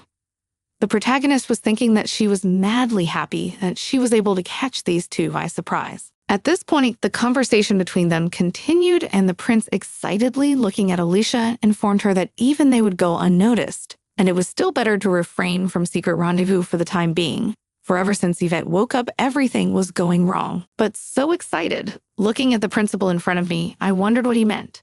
and then tearfully asked if Lex meant that they wouldn't be able to see each other again. But the man grudgingly turned away from the girl, informed that he was talking about absolutely not that, and explained that all they should do was to exercise some caution. But at that moment, Alicia took her true form and glanced unhappily at the prince in front of her and informed him that his attitude towards her had changed since they had been at that reception. Lex waved his hands in protest and asked Alice what she meant, because he'd never cheated. But she didn't seem to be backing down and wondered if Lexian had fallen victim to this new Yvette. But he looked at the girl in front of him and wondered how she could say such a thing, since she was the only one he had. But it seems that the girl was absolutely not satisfied with it. She did not believe his words and literally, in a rage with tears in her eyes, reported that from the very beginning, she knew that it was ugly Iveta would bewitch him, and she was all her life just a substitute. But at that moment, Lexian resolutely approached her and put his arm around her, pulling her closer to his chest for the girl to finally calm down, and then he kissed her. The three young men were still watching from the sidelines, and at this moment, Duke Winston Peacock, looking at the main character, thought that apparently the girl had known about it for a long time, and then logically thought that the lady could not have felt so good if it was not so, for the scene looks shocking even for him, although he is here at all thirds superfluous. At that moment, the prince and Alicia broke the kiss, and His Highness, addressing his beloved, said that his heart belonged only to the girl and inquired whether she believed him. But she slowly calmed down and said that as proof of his love, he should do something for her. And if he really loved her, he should win the race tomorrow. And then he should ask her for a handkerchief in front of all the other ladies. He was shocked by such a demand and asked if the girl wanted him to publicize their relationship, and then said that it was not time to disclose it, because earlier they had a plan, and they should do everything as they had planned earlier, as soon as he becomes emperor. But Alicia firmly communicated that she was nervous all the time and wasn't going to take it all anymore, and if Lexian would do it, she could trust him and would follow him even to the ends of the earth. Iveta looked at it all unhappily and realized that apparently the girl really thought that the fact that her fiancé was asking another woman for a handkerchief should make her unhappy, though she thought that it might play a part in the future. So perhaps this way out for her is the ideal development of events. Lexian finally agreed to fulfill the girl's request, and she happily approached him and hugged him tightly, thanking him for such an act. A while later, when they separated, the protagonist was still sitting pensively in the middle of the two men and thinking about the fact that Alicia was worrying too much, and the handkerchief would be an opportunity for Lexian to prove his feelings for her, so that the girl could strike a decisive blow. But at that moment, the Duke, who turned to the protagonist and said that he had to apologize to her, as he got into the personal affairs of my lady. And this is not a deed that is worthy of respect. But she calmly looked at him and said that she absolutely does not care and asked him to keep everything seen in secret. But then shocking Yvette Duke said that he wanted to help her in her plan and said that apparently the purpose of that reception was not to celebrate the miraculous day of recovery of the protagonist. She awkwardly informed him that apparently the Duke was insanely clever. But the Duke looked at her resolutely and said that my lady had once told him that she was sure to survive this time. Whereupon the young Marquise said that she had to double the doses of the medicine, and he thought that this very medicine must be connected with the fact that my lady had been unconscious 6 months before. The protagonist looked at him in shock and told him that he had noticed it rather quickly, and he calmly informed her that the aristocracy takes it very seriously, especially when it comes to the fact that the heir to the throne is having an affair with a noble lady. So being a loyal servant of His Majesty, he can't let the situation go to waste, which means that by interfering in this, he is doing his duty. So I asked the girl to let you help him. She smiled at him and agreed and asked him to wait for her tomorrow in front of the main building of her father's house, and also asked him to dress accordingly, as they would need to know a lot more. They then went up to each other and said goodbye, and the Duke said that they would definitely meet tomorrow. The protagonist looked at him carefully and thought about the fact that no matter how good her plan was, there would always be variables when it went into action, after which she shifted her gaze to the seated and silent prince, and wondering if they could speak privately, after which she thought about the fact that if there was an opportunity, she should use all the variables available to her. The next morning, as promised, Duke Winston Peacock appeared in his fine dress uniform and truly beautiful, so that the other aristocrats that passed by simply could not help but pay attention to it. But suddenly, the man was distracted by something and he turned his head sharply. Then he was addressed by the protagonist, who, after looking the young man over carefully, wished him good morning, and addressed him by name. The latter was surprised enough at such a thing and inquired of the girl how she had realized that he was a Winston. But she just smiled and said that she knew it all along. And after he said something yesterday, it only confirmed her guess. Then the man immediately realized that he had told my lady last time about what she had said earlier that she wanted to survive this time. So he noticed with a smile on his face the fact that the girl had managed to catch him in his mistake, after which he asked her to keep his little secret, as he madly likes to remain unrecognized. The girl only waved her hands and promised him this, saying that it would be no problem. But in return, he must keep their meeting that day a secret. He carefully did this girl in front of him and said that she was much better than it seemed at first sight. The one smiling happily replied that it was an insanely nice compliment, especially since after 6 months of hard dieting, she still managed to make an incredible furor. But he carefully looked at the main character and said that he thought it was really nice and probably incredibly great. Only in any case, in his experience, any revenge in the final brought people only emptiness and bitterness. The protagonist agreed with this statement and said that she was aware of it, but explained that it only happens when revenge becomes the goal of a lifetime, while for her the place is an opportunity to achieve a quiet and happy life. The man carefully looked at the girl in front of him with a smile and said that he could see that she had already planned her future, but she also replied with a smile and said that she was still thinking about it. All the more that the decision should be made in peace. But she explained that she would like to enjoy some vacation at a resort, as well as to sit the best restaurants in the country and go beyond the diet. And it would also be nice to get the title of knight, as she was good with the sword. Winston Peacock scrutinized the protagonist with a smile on his face and said that she would be crazy to suit such a fate. But she was madly surprised, and after spiritising him said that earlier he claimed that her skills were not enough. But the one with a smile on his face noticed that, apparently, the girl was really hurt by his words, after which bright and kindly smiling informed that during the time of watching the main character he changed his mind and believes that the girl really will be able to achieve anything, even if it's going to be completely implausible things. So serious words from the man made her very embarrassed. And despite this, Winston Peacock went on to say that he really appreciates this character trait in the main character, and he will be very interested to see how far she can go with her tenacity. The girl turned away from the man with maddening embarrassment, unable to find the right words to answer him, and he seemed madly pleased that he had managed to embarrass her and considered it a small victory. After that, he looked at the protagonist more attentively and seriously and asked her what she really wanted. But she said that she wanted only 3 things to start with, the first of which he had already heard.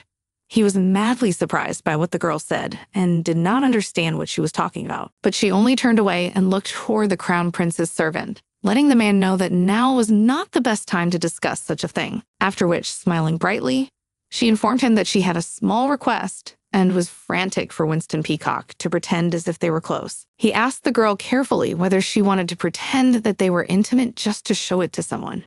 She cheerfully informed him that, as expected, the man was quite intelligent and quick to grasp things on the fly. He was surprised at such a request and said that such a thing would be hard enough for him, and asked if he should be absent from the dinner. The protagonist calmly explained that he should come to it because she needs a witness who will be around during the time when she will implement one of the points of her plan. The man understood this, and then looking at the protagonist, asked what her third request will be. She excitedly informed him that the third request would be quite complicated, and if the man didn't mind, she wouldn't want to be in his debt if he decided to help her. But she would need help if the truth came out. Then the man scrutinized Avida's worried face and told her that in order to agree to it, she would first need to know what was really going on. Then the protagonist asked him to come downstairs, and then whispered in his ear what he wanted to know, and he seemed quite excited by what he heard. When the protagonist withdrew, she looked intently into his blue eyes and wondered if it would be possible. For a while, the Duke hesitated and said he could give his answer. And after carefully looking at Aveda, said that if everything is disclosed, this case is very likely to be under his jurisdiction. The protagonist was madly happy about this and smiled, asked if it was true that there would probably not be any problems. The man only smiled and reassured her of this, delighted at such a reaction from the girl, and again reassured her that everything would indeed be all right. And she literally glowingly informed him that she madly appreciated his support and help. At this moment, Winston Peacock's heart raced at the sight of such a lovely protagonist, and so he turned his embarrassed, masked face aside, gazing off into the distance. Eventually, some more time passed, and the end of the tournament organized by the Duke of Robilin was announced, and the announcer said that it was just about time to summarize the results. Then, looking around the excited crowd, the organizer announced that the first competitors would be His Highness Crown Prince Lexian, who would be going up against Spencer Tyler, the youngest son of Duke Tyler. One of the noblewomen reacted to her excitement and said that she was also very excited and would be interested to know who would win, after which she asked Lady Yvette if she knew why the Duke was not participating today. But covering her face with a fan, she said that, unfortunately, the man had to leave on urgent business. And then the aristocrat expressed her regret because he was one of the main favorites of the competition, and it's a shame he won't be participating. Alicia spoke up at that moment, wondering if Duke Winston Peacock was afraid of embarrassment, because whether Duke Winston participated or not, the winner would still be Lex. Then one of the noblewomen turned to Alicia and said that His Highness was undoubtedly very good, but it was unlikely that he would be able to defeat a true sword master. But she looked at the noblewoman with great displeasure and said that she was expressing doubts about the royal family. Such aggression on the part of Alicia was not left unnoticed by other aristocrats, and so another girl made remarks to the young lady, because although she was the daughter of the Marquis, but even so she should not have reacted sharply, because the other lady simply expressed her opinion, and they all know very well that Lady Alicia is in close relations with the Crown Prince. But such a tone is absolutely inappropriate from her side, because she is not the only one here. She was literally furious at the girl's words, so she said that the day would come when she would regret her words and would have to apologize to her, along with the young lady who had expressed uncertainty about the Crown Prince's strength. Aristocrat, that before had stood up for her friend, inquired of Lady Alicia what she meant by threatening her with such a tone. But there in a rage informed her that she would not explain herself, for sooner or later she would become what even these girls could not dream of. Displeased aristocrat said she would be sure to remember her words in warning. At this time, the protagonist watched all this and thought about the fact that Lady Alicia absolutely does not follow the words, because madly and blindly believes this prince, thus drowning herself, and looks absolutely terrible. In the end, the Crown Prince appeared on the battlefield and everyone cheered him, praising him for being quite dignified during the tournament. Moments later, the fight and clash between the prince and Taylor began, and it seems Lexian was set and insanely serious. In the end, as was expected, Prince's opponent was unable to prevail in this round, and was therefore immediately kicked out of the first round in disgrace. So the organizer of this tournament joyfully announced the winner as His Highness, the second Prince Lexian. He took off his helmet and waved joyfully, and the ladies admiring him said how beautiful and invincible he was. Then the aristocrats began to talk among themselves, and one of the ladies informed the other that it was really a great fight. After that, she said that today Lady Yvette, as before, would be the heroine of the day, and the other girl smiled happily and said that she was insanely jealous of the main heroine because of that. But at the same time, Alicia smiling gloatingly took out her handkerchief and thought about the fact that the girls had absolutely no idea that the heroine of the day would not be Yvette at all. Then she mentally apologized to the aristocrats for thinking so and said that the heroine of the day would definitely be her, and the idiot Yvette will cry, so she will get only sympathy from the other ladies.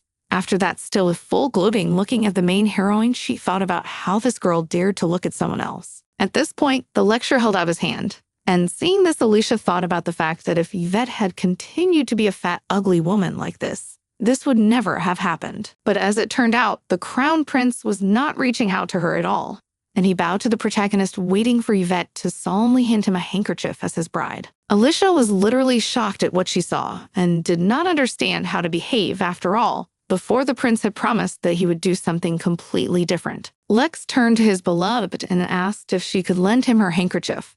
She smiled at him and said she would be happy to do it for him, then threw a handkerchief in his direction, and there were cheers of joy all around as other people clapped and cheered for the second prince, as well as Lady Yvette Rodin. The next moment, Alicia ran out of the place in hysterics and literally couldn't believe that the prince had traded her for some Yvette, who had been ugly and unwanted all her life before. She sobbed in her despair. But suddenly the voice of the protagonist was heard, who said that the girl had disappeared quite suddenly. So she began to worry and decided to come after her, after which she was concerned looking at her friend, asked her how she was feeling, and whether she had something hurting her as she didn't look very well. But the girl, with fury in her eyes, asked if the girl had planned it all on purpose, and said that the main character had probably been cheating on Lex all this time. She looked at her indignantly and asked what the girl meant, as she didn't understand why her friend was talking about something like that. She said with a smile on her face that they had been engaged to Lexian for a long time, and that it was not acceptable to say such things about them. But Alicia just called her a cheeky girl and told her not to say such things. Then the protagonist looked at her more seriously and said that she didn't understand why Alicia was angry with her, because people were blessing their couple and welcoming her. After she gave her handkerchief to the crown prince, but the girl did not see it, as she ran away in hysterics. But at the same time, Brother Lex seemed really happy, and even called her his beloved. At that moment, Alicia ordered the protagonist to shut up and swung to hit her. But her hand was easily stopped by the protagonist, who wondered if Alicia was completely unaware of her situation and said that she had felt sorry for the girl for a long time. After which, with a smile on her face, she said that if the latter still didn't understand what had happened, she would happily tell her everything from the beginning, and looking into her furious face, informed her that originally absolutely nothing in this place belonged to her. But the next moment she hit the main character with her other hand, and so hard that she literally fell to the floor and for some time could not get up. And Alicia smugly looked at this spectacle. But her happiness for us did not last long. For the next moment, the voice of the crown prince rang out, who burst in displeased at this picture and asked Alicia why she was behaving so disgustingly. A servant had told the shocked prince shortly before that Alicia had gone that way, and the servants had seen her walking in that direction after the contest. As he walked towards the girl, he thought about the conversation that had taken place last night between him and his brother. Then Lex said that the girl wanted him to ask for her handkerchief after the fight, and as much as he didn't like it, Alicia was jealous, but he was absolutely unable to do anything. Then his brother explained to him that this time it wouldn't be that simple. This reception was organized by Evita herself, but he also saw Duke Rodolin, so this man who cared so much about the girl wouldn't give up his daughter. Lex was thinking that he was sorry to see Alicia go, but he had to do what the situation demanded. He loved Alicia, but he couldn't take his eyes off Evita, because every time he looked at her, his heart fluttered, and he wanted to protect her from everything. After which he thought with embarrassment that it was the girl's beautiful smile that made all doubts simply vanish and evaporate. After sadly thinking about the fact that loving two girls at the same time is insanely wrong, especially since he doesn't want to choose one of them, and he's probably an insanely sinful man. But afterwards he thought that there was absolutely nothing wrong with that, since he and Iveta had been engaged from the beginning. But they still had a few annoying flies that kept swirling around the main character, and he was referring to Duke Winston Peacock, who was constantly at the girl's side. And he thought with anger that the man shouldn't even dream, because the girl belonged only to him, and he doesn't want the man to even try to pull his paws on her. Just by that point, his musings had ended on the fact that he had caught Alice beating his fiancé. She was still trying to justify herself, but he pushed her away and just walked past her, and Alicia was in shock at not knowing how to react, while Lexian went straight to his fiancée and asked if she was okay. Afterwards, he bent down on one knee and asked her where it hurt the most. But Iveta excitedly said that she had only hurt herself a little and that it wasn't all right now. Then she sadly added that she had made her dear fiancé worry about her again. But the latter supported her reverently and said that the girl should take it for granted that he was her fiancé, and the girl should not talk about such things. Alicia, who was watching all this, thought only how disgusting it was for her. Alicia, who was watching all this, thought only of how disgusting it all was for her. Afterward, she shouted that she wasn't going to give the prince to someone like her. But the man reacted quite sharply and grabbed the girl by the arm, who again tried to hurt the main character. And with all the severity of a look at her, made it clear that he no longer wants to continue this conversation. And she still did not stop her attempts and burst out saying that he was not going to leave everything as it is. And it seems to be starting to make the prince himself quite angry. Lexian couldn't stand such inappropriate behavior from Alicia and just threw her away with the force, ordering her to come to her senses and calm down as soon as possible, because she was behaving inappropriately and dared to raise her hand on another lady. She was shocked by such behavior, not understanding whether she could be treated in such a way, and still didn't believe that it was happening to her. So she asked him what he was doing and why he was doing it. But Lexian only told the girl that she should finally leave them alone, since they were happy without her. Then he turned his full attention to the main character and apologized for not coming sooner. all his attention to the protagonist and looking affectionately into her face apologized for not coming sooner. But she only looked into his eyes with a literal glow and said with embarrassment that her friend had been in love with the prince since she was a child, and perhaps for that reason she was not jealous of her and had gone to such an act. She added sadly that it made her feel like a coquette and looked away, hiding her sadness and disappointment. Seeing this, Lexian excitedly started to convince her that it wasn't her fault and said that if it had been otherwise, he wouldn't have asked her for the handkerchief. But in the next moment, he said something that shocked Alicia, and she literally did not know how to behave and how to react to the prince's phrase that he would not allow anyone to accuse his beloved. Having heard about it, all that the girl could do was to simply inform that the prince could not act with her in such a way. The main character, who didn't seem to empathize at all with the girl, was still watching, as well as the prince, who told Alicia that she should get away from his beloved. And the young man was insanely annoyed by everything that had happened. But after that, he more calmly turned to the main character and said that he had to go and talk to Alicia, because whoever she was and whatever title she had, she could not behave like that, and she would have to apologize to the main character. Looking at the other prince, she only calmly explained that she was already perfectly fine, asked the prince to be gentler, then, with a bright smile on her face, warned Lexian about what the girl would be waiting for the most. It was his comfort. The man, only looking at such a face, said that he was madly proud of his bride, because she was really an angel that came down from heaven, and he was madly glad that she was so kind. Then he bent down on one knee and kissed the back of her hand, telling her that he would like to see her tonight to discuss what had happened. Yvette Ravelin seemed to be able to hide her displeasure at this and tried to be as restrained as possible. But without noticing it, Lexian turned his assistant, and with a serious look at him informed him that the young man should escort his fiancée to her room, and the young man excitedly agreed, following orders. But after Lexian left, the protagonist looked at the prince's excited assistant and addressed him by name and asked if he had a handkerchief. He seemed very surprised and gave it to her, whereupon the protagonist, with an insanely disgruntled face, started scrubbing off her gloves from her hated fiancé's kiss and literally growled in anger that no matter where her fiancé's mouth was, only some shit always comes out of it, so she didn't want it on her gloves. Then she innocently handed the handkerchief back to the young man and told him that she had soiled it very badly, and apologizing for it, said that the handkerchief would have to be thrown away, but she promised that she would give him a new one. He only agreed with a kind of understanding smile. And then the protagonist looked at the guy in front of her and said that she had recently heard that he had been seriously injured on his arm, and asked if he was okay now. The guy just exhaled tiredly and thanked her for her concern and reassured her that everything was fine, and he was recovering quickly.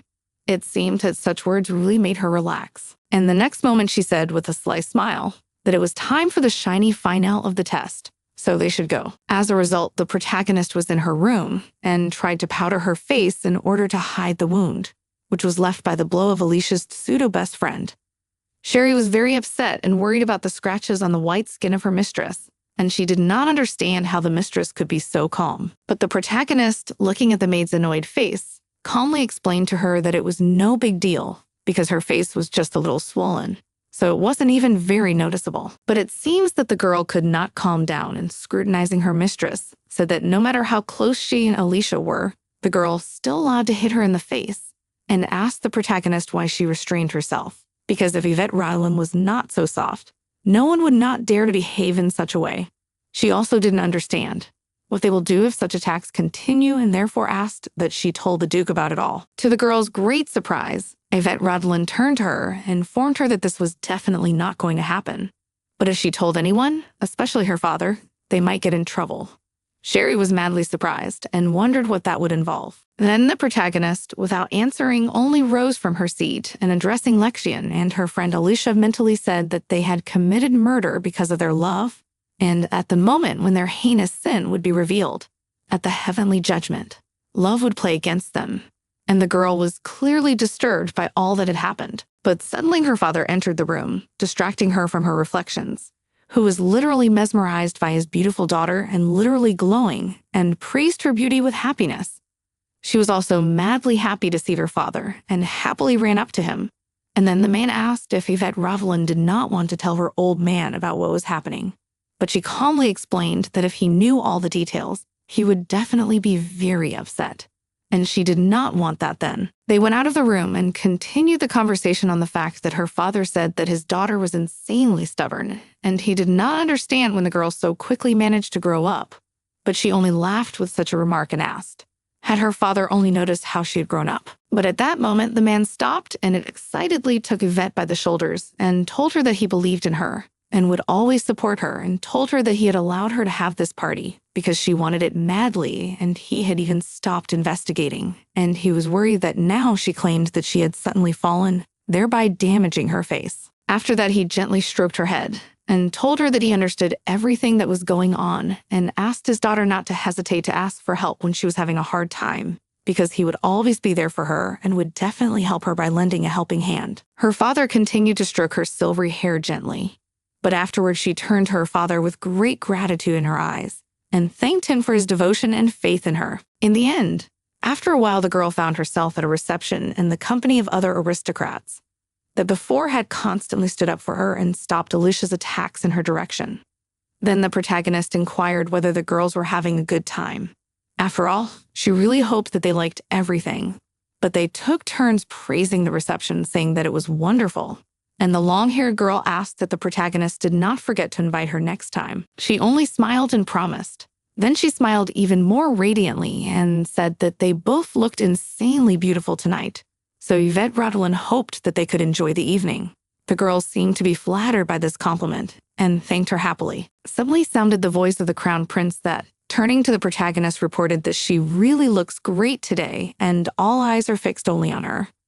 One Yvette Rodolin, only hiding dissatisfaction, looked around at everyone and did not understand how to behave. She asked Lexian what he thought of her dress, as she had been preparing it for months, and asked him if he liked it, but he was embarrassed and said that the dress was really gorgeous and he couldn't help but like it, as Yvette Rodolin was dressed in the night sky covered with stars. But then the protagonist paid attention to Alicia and came up to her and took her hand and asked if she was all right, because she was madly worried after everything that had happened. But Alicia, only disdainfully looking at the main character, said that she absolutely does not care what she thought about everything that happened, and she thinks that everything that happened is insanely strange, because Yvette Rodolin has never been like this.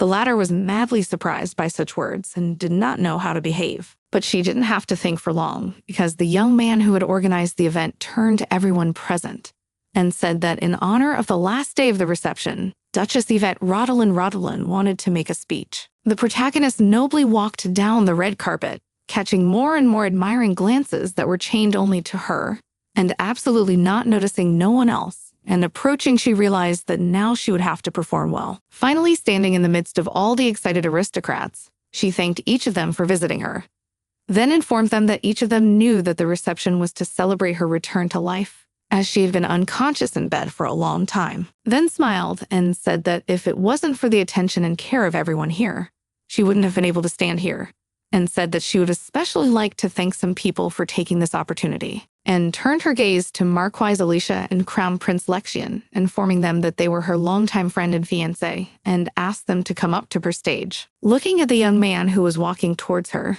the protagonist stated that the time she had spent in the hospital bed had made her look back at her past again, and she realized that these two people had played a huge role in her life. And after looking at Lady Alicia, she added that the girl and her fiancé had become almost like family to her, so she would like to thank them for supporting her all this time. But Alicia seemed to be beginning to suspect something and didn't understand why she was acting like this, and realized that the girl was only playing to the public. After that, the waiter gave them 2 beautifully set glasses, and Yvette Rodolin, looking at them, said that this champagne symbolized the two of them. So she asked them to join her in enjoying such a marvelous drink. While the young people drank their drink to the applause of the other aristocrats gathered there, the man announced that now should be the time to enjoy the number that Duchess Yvette Rodolin had prepared, with a real sword dancer. The admiring people gazing at the scene did not understand if this was the same girl who had great fame as a wandering artist, and whose rumors were all over the continent. And other people were madly marveling at the fact that apparently the Duchess had prepared insanely well for this reception. And everyone was very eager to see this girl, who was walking now in her beautiful attire, bearing her sword, and slowly stepping out to the cheering audience. After a while, the whole crowd was enjoying the beautiful performance of an insanely plastic and elegant, and in her own way mesmerizing girl, who did not let the audience take their eyes off her for a second. She turned to the young man and asked if they could talk alone, but the young man only said that he was terribly sorry because he had never thought that his brother and Alicia would do such a thing, and if he had known that because of his own brother the girl might have died. But at that moment she interrupted him and wondered if it would have made any difference. Then the third prince explained that his brother had kept quiet about everything and seemed to be Lexian was known to be the next emperor, succeeding the infirm heir. And compared to the other siblings, Lexian had the best chance of the throne. Having dried it all up, the protagonist said that she originally thought the guy was their accomplice, but apparently she was mistaken. He only looked at her excitedly and tried to explain something, but the girl only smilingly turned to Heron and said that in any case she was madly glad that she was wrong. He, looking at such a calm face of the protagonist, apologized for acting like a coward, but added that he always took the protagonist madly serious and wanted to get another chance from her to make up for it. Yvette Brodelin only turned to him and told him that the young man should not blame himself, but if he was desperate to help, she had one task he could do, and explained that he should advise Lexian to ask for a handkerchief as a reward, for he would surely take his brother's advice and do as he said. Then, with a more serious look at him, she explained that he was the only one who could play a role here, and no one but him could convince Lexian. Eventually coming back to reality, the protagonist looked at Heron's smiling face and thought about the fact that her fiancé was constantly torn between her and Alicia. And if it wasn't for the help of Heron's brother, everything wouldn't be as good as it is now. So she really couldn't hate him. Eventually, the girls' dance ended and everyone applauded her admiringly, and even Lexian clapped, and afterward informed her that the girls' dance held unrivaled beauty and power, and it really couldn't help but be admired. She only bowed her head and thanked him for such a compliment, telling him that she was honored to be able to entertain His Highness the Prince, even with her modest skills, after which she said that she had heard earlier that tonight was very important, so she wanted to welcome the main character of this evening. Everyone excitedly looked only at this girl, and the protagonist, carefully looking over the picture, realized that, alas, for these two, everything is over, because the bomb that she had worked so hard to prepare will finally explode. Looking carefully around the audience, the dancer sincerely thanked Duchess Yvette for allowing her to showcase her talent, then bowed to Alicia and addressed her as the precious Duchess Yvette Rodelin. She was really shocked, not realizing what was happening, and the prince only excitedly explained to the dancer that she was mistaken, and it was the Marquise Alicia Millick. Alicia, absolutely displeased and not realizing what was going on, looked back at the dancer and awkwardly informed her that she was madly pleased that the girl had mistaken her for Duchess Yvette. But it was a silly joke. Therefore, she should have stopped this farce. She fell to her knees with a huge shock and wondered if she had made the wrong conclusions and asked for mercy on her. But looking at this picture, Lexian only informed the girl to get out as soon as possible. At that moment, the protagonist towered over her and, looking carefully at the girl in front of her, informed her that she would madly like to ask her something. At that moment, the prince and Alicia's face contorted with shock, and they tried to convince her that it was not necessary to do so. Then the protagonist told the dancer that she couldn't see her face because she hadn't attended a banquet for a long time. So this was the first time they had met, and so she had doubts as to why the girl had greeted Lady Alicia. She was about to start talking, but suddenly the prince, who shouted at Yvette, came running up in shock and said that she shouldn't listen to the nonsense of this careless demeanor. But she calmly looked at him and said that she wanted to deal with it, and afterward, with the most serious face possible, explained that it was really maddeningly interesting. For the dancer, that she had never seen her before, had not hesitated to greet Alicia, and if this was a misunderstanding, they ought to settle it. Then she looked back at the dancer and said that no matter what she said, she would not hold her accountable, so she need not fear, and swore by the name of Duchess Rodelin, and then she bowed down. In tears of despair, she said that, in fact, the emperor's family, namely His Highness the Second Prince, had invited her to perform at his private villa, and there was this beautiful young lady with black hair, and they were unashamedly expressing love and affection for each other throughout her performance. And they were both focused on each other and kept their eyes on each other, which did not go unnoticed by the dancer. But at that moment, Lady Alicia entered the dialogue and shouted, breaking a glass near the dancer, and wondered how this girl dared to defame the honor of the imperial family and the nobility. She said with tears in her eyes that she could not bear such a disgrace, for she, the only daughter of the House of Millick, was being insulted by some clownish maniac. So she appealed to His Highness, the Second Prince, to clear her good name and punish the liar at once. But at that moment, she was suddenly approached by Yvette Rodolin, who told Alicia that she should stop it because she knew everything, so she should not disfigure herself even more. She was just horrified, not understanding how the girl could say something like that about her, and at that time, all the aristocrats whispered around, not understanding what was going on. And did the lady know about it all the time? Then the protagonist, sadly lowering her gaze, said that she had tried to leave everything as it was, since she had found out about it on her own. But since such information had already started to appear, she simply could not leave it that way. And then looked carefully at the second prince and Alicia, and said that she had to reveal the truth to everyone present about what had been tearing her soul apart for a long time. Because her fiancé, the second Prince Lexian, and her best friend Alicia Millick had been cheating on her and secretly dating for a long time. At that time, the aristocrats around them started talking about the fact that they really had some kind of secret affair, and they couldn't believe that it was just a formal engagement. But afterwards, they turned to the main character and said that whether it was true or not, they felt insanely sorry for her. Because of course, it was extremely unpleasant for the main character to find out something like that. The only one who seemed to be not upset, but insanely angry at hearing this information, was her father, who looked at Lexian and Alicia grimly and fiercely, and couldn't believe that this was a secret his own daughter had been hiding for so long. But then she continued her speech and said that she sometimes felt superfluous around them. But she justified it by saying that Lexian and Alicia had been close since childhood, and they were both her dearest friend and fiancé, so she didn't even think about it. But at this point, Alicia cried and apologized to the protagonist, reporting that she didn't even know she actually thought that, and wondering, did she really dislike being around her that much? And the protagonist only looked at them with great dissatisfaction and didn't understand. Would these two continue their fatal play? At this moment, the girl losing consciousness was picked up by Lexina, who turned to the protagonist and said that it seemed that his concern for Alicia as a younger sister may have that feel like a stranger. But in her jealousy, she was overstepping all boundaries, and if they had talked about it earlier, it wouldn't have happened. But at this point, unable to stand it, the protagonist screamed at the young man, informing him that she knew what they had done last night under the cover of night. They were literally shocked and did not know what to say. Then the protagonist tearfully reported that she saw everything with her own eyes, and she saw Lexian kissing an angry Alicia and whispering to her that she was his only one. At that moment, the shock on Alicia's face gave away absolutely everything, and she couldn't believe how the protagonist could see it.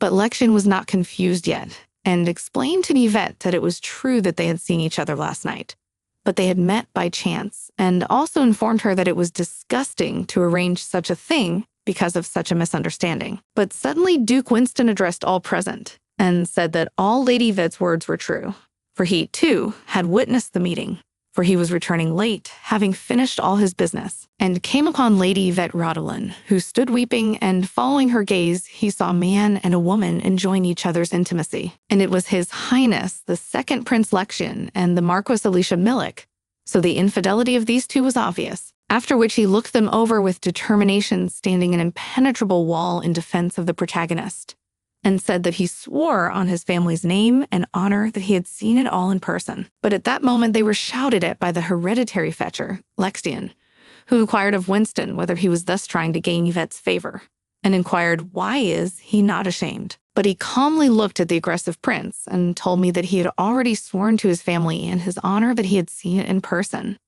So he wouldn't have gotten so presumptuous with me if he hadn't learned such personal details of Yvette's people. After which he, smiling looking at Lexian and protecting the protagonist with his body, reported that he couldn't even imagine that Duchess Rodolin faced something like this. And of course, he couldn't leave the lady in such a difficult situation. But Lexian, flustered, awkwardly reported that his appearance was insanely suspicious. Then said that Braveheart, the protagonist, had suffered enough, but there were too many misconceptions gathered around her that needed to be dispelled. At that moment, the second prince jumped up from his seat and said that this was insanely outrageous. After all, the dancer should have been ashamed of herself for being so badly mistaken. After all, she couldn't even recognize the man she called precious. So he stepped closer and looked her over and informed her that it had been imprudent to reveal their liaison in public, and informed her that she should never do something like that. But the protagonist only looked at him with contempt and told him that his soul was rotten. Then she informed all the guests that she had one more horrifying secret to reveal, after which she said emphatically that she'd been in a terrible situation 6 months ago, because she'd been poisoned. And it wasn't just a disease. The people around them immediately began to whisper excitedly, not understanding how this could have happened.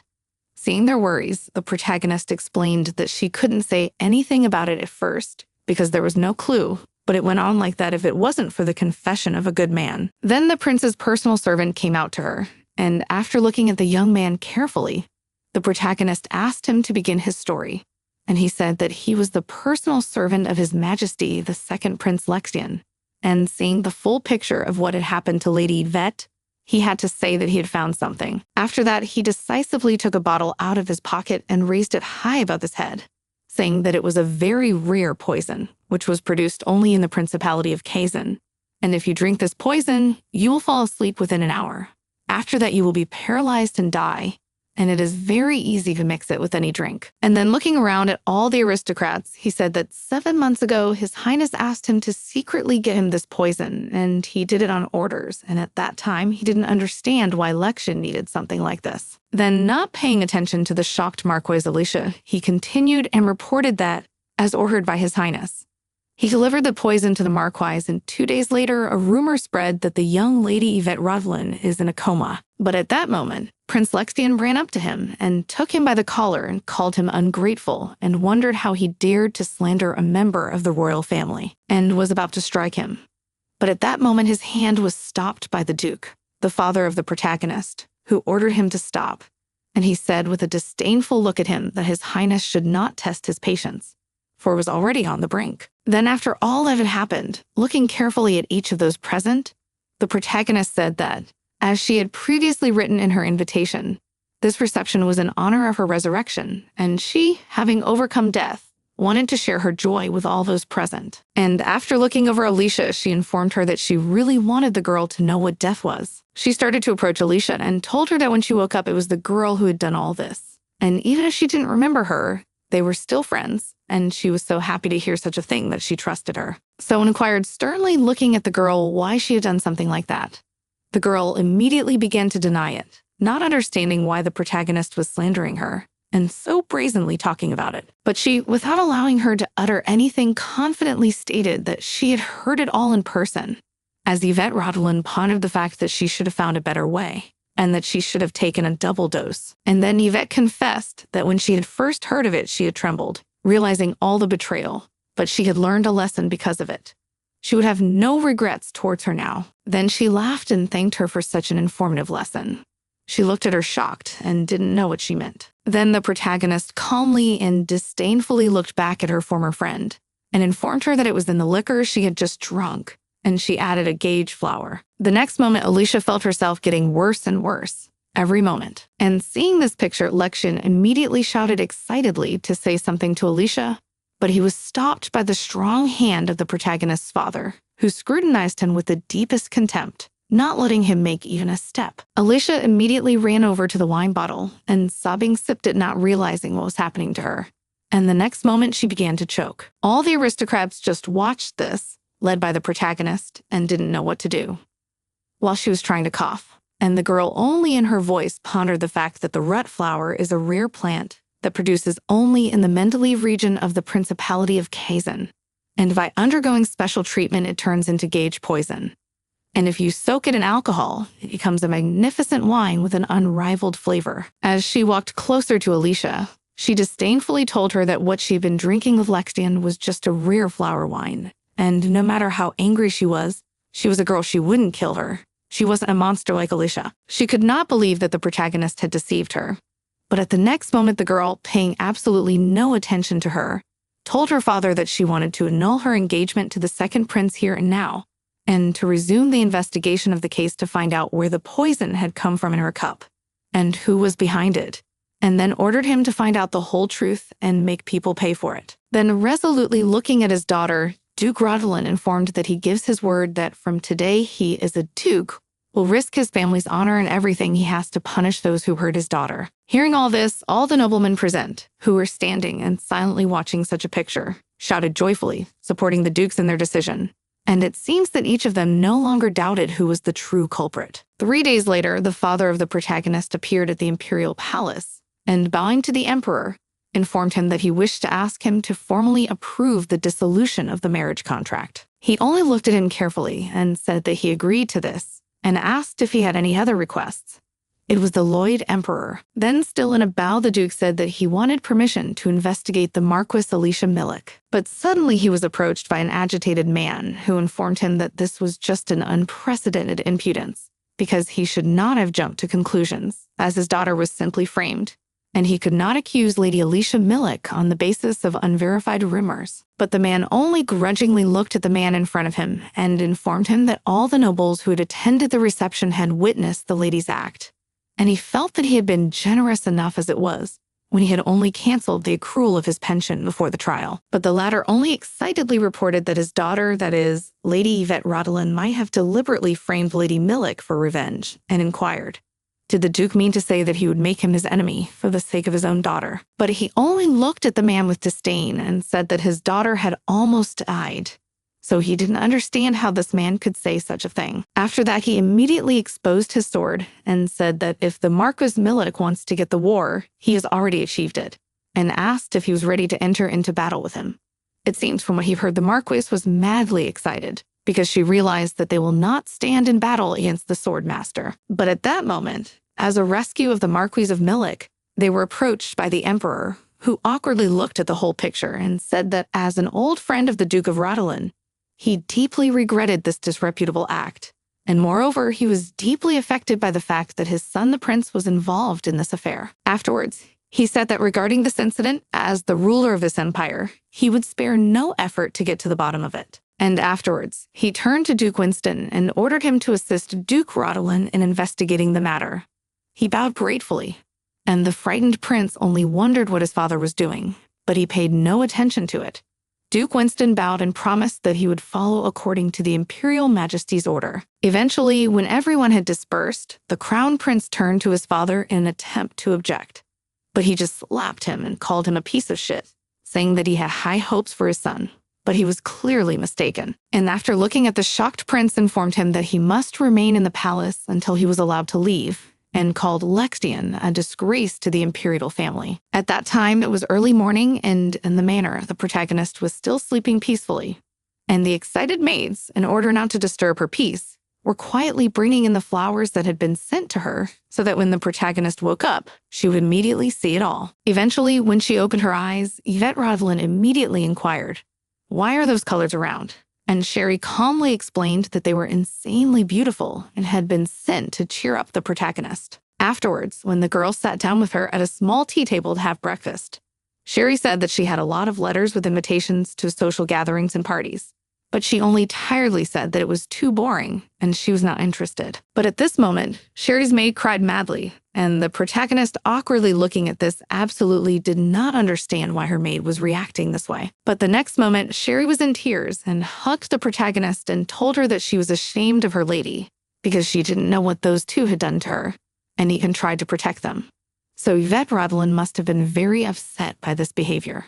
But she just wiped her tears and told Sherry that she wasn't upset at all, and was rather relieved, because now all her worries were finally gone. But then, giving her an attentive glance, Sherry wondered restlessly why she had slept so long and not left her room, for she thought it was to deal with her mental wounds. But the protagonist only smilingly looked at her friend and part-time maid, and said that it was all a game. After which she explained that if she was acting crazy happy, people would find it strange.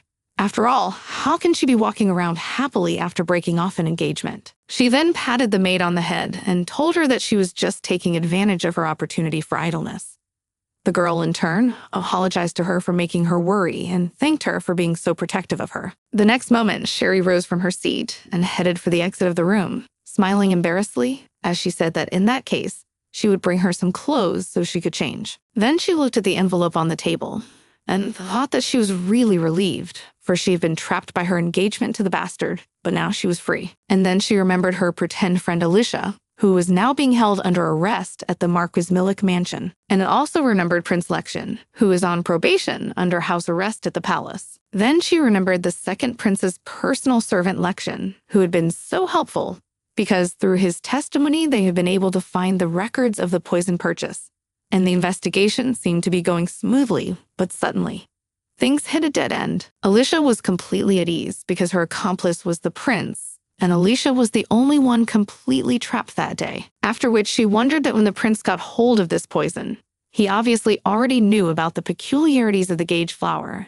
and that's why he was trying to stop Alicia's panic. But she was very lucky because the protagonist's father stopped him from warning her. But after remembering these two, the protagonist stated that their relationship was developing quite rapidly, so she thought that Alicia was going to drag the prince into this dirty battle, and would never have thought that she would be silent in such a situation, and absolutely could not believe that her friend's ex really loved the prince so much that she was willing to take the blame. She thought it was just ridiculous. But she realized that if Alicia was that serious, she should expect the next thing Lexian did. At this time, in the second imperial palace appeared the third Prince Heron, who excitedly went to the door behind which was his brother Lexian's room, and excitedly knocked, warning that it was him. But when he came inside, he saw a worried young man sitting on his bed, surrounded by scattered things. His first question was about what had happened to Alicia, but his brother had not yet had time to say anything, so he began to ask more questions. Then Heron informed him that the girl was silent, and it looked like she would keep the secret until the end. But Lexian only tiredly reported that they couldn't be 100% sure of that, and wondered what Yvette Rodolin was doing in the meantime. But the third prince calmly reported that Yvette Rodolin had locked herself in her room for days since everything had happened. Then Heron said that he had also tried to talk to the witness, his personal servant, but it was very difficult to get to him, as he was under Duke Winston's protection. And besides, they didn't know if they could persuade him either. After Lexian fearfully rose from his seat and angrily threw his chair into the wall, he said that it had been 4 whole days, and no matter what the Marquis of Millik did, he would not be able to resist the two dukes. And then with a face more like an animal's grin, he said that his father had probably not abandoned him yet, because it wasn't too late to blame someone else for it. And then he ran up. He ran up to Heron and grabbed him by the scruff of the neck and called him a bastard, and asked him why he had done nothing while all this was going on, and aggressively shouted at him, and asked him if he had said earlier that Heron should look after Yvette, and asked furiously, does Heron really believe that Lexian would so easily believe that he didn't know anything? But he just calmly said there was nothing he could do because there were so many people at that party and they didn't do anything either. Then he stopped choking him and threw him to the floor, telling him that it was just a pathetic excuse and he wasn't going to listen to something like that. Then he told him that Heron should hurry up and think about how to get him out of this situation. But the third prince only grudgingly looked at Lexian and asked, why did he do it? Then looked at him carefully and told him that Yvette Rodolin really loved him, and he didn't understand why he would kill a woman who only had eyes for him, even though he knew he didn't take her seriously. But he only smiled smugly and said that the answer was very obvious, for an emperor could not have an empress who looked like a pig. Then said that Heron must not make him angry with such silly jokes. He looked at his brother seriously and told him that they should focus on how to silence Alicia, and there seemed to be only one way out, and told him that he would need Heron's help to do it. Then, to his great displeasure, he informed him that Heron had to buy some gauge colors. In the end, it did not take long, and in the estate of Duke Winston, the Duke from the threshold fenced him serious and attentive look, seeing such a serious young man.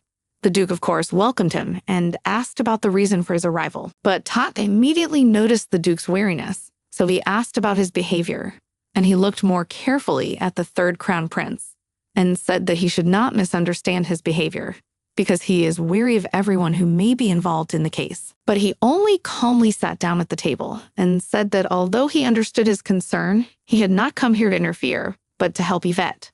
The Duke only smiled and said that he understood. But seeing such a strange reaction from the Duke Heron, said that he really wanted to just help.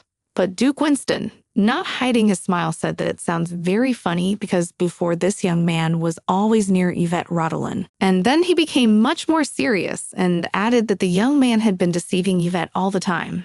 And then he suddenly stood up abruptly, offering his help, and he thought that the boy. It was already too late with such offers. But he only looked at the Duke unhappily, and I asked if Duke Winston was only after the innocent and gentle Yvette. But he only smiled at the question and said that Lady Yvette Rodolin herself turned to him for help. But that did not mean that he did not care for the girl. Then resting his head on his hand and looking a little bored, but with no less charming smile, he repeated his description of Yvette Rodolin, that she was an innocent and gentle woman, and said that if she had really been, he would certainly not have been interested. But suddenly, Yvette Rodolin burst into the room and cheerfully greeted the two men, who were wary of each other, and wished them good evening. And then, noticing their wariness, she asked why there was such an atmosphere around them and if they had a fight. Looking at the way the young men turned away from each other, she realized that something had clearly happened between them, but decided that they should start a quick meeting. Whereupon she grew grave and said that first of all they must get to the bottom of the case, and turning to Duke Winston, she asked Duke Winston if there was any progress in the investigation. Then the young man answering her question informed her that it was exactly as the letter she had received yesterday had said, for he had found the merchant who had sold the second prince the poison, and had obtained a document to that effect, but it was nothing but evidence of smuggling. Then the protagonist, remember, Alicia, realized that the former owner of the body independently drank poison, which brought her this girl, and if the Marquise Alicia Milik will be silent, the second prince will easily use this hole in their investigation, because it will be only to his advantage. And afterwards she lowered her gaze thoughtfully, and even a little sadly, and did not understand at all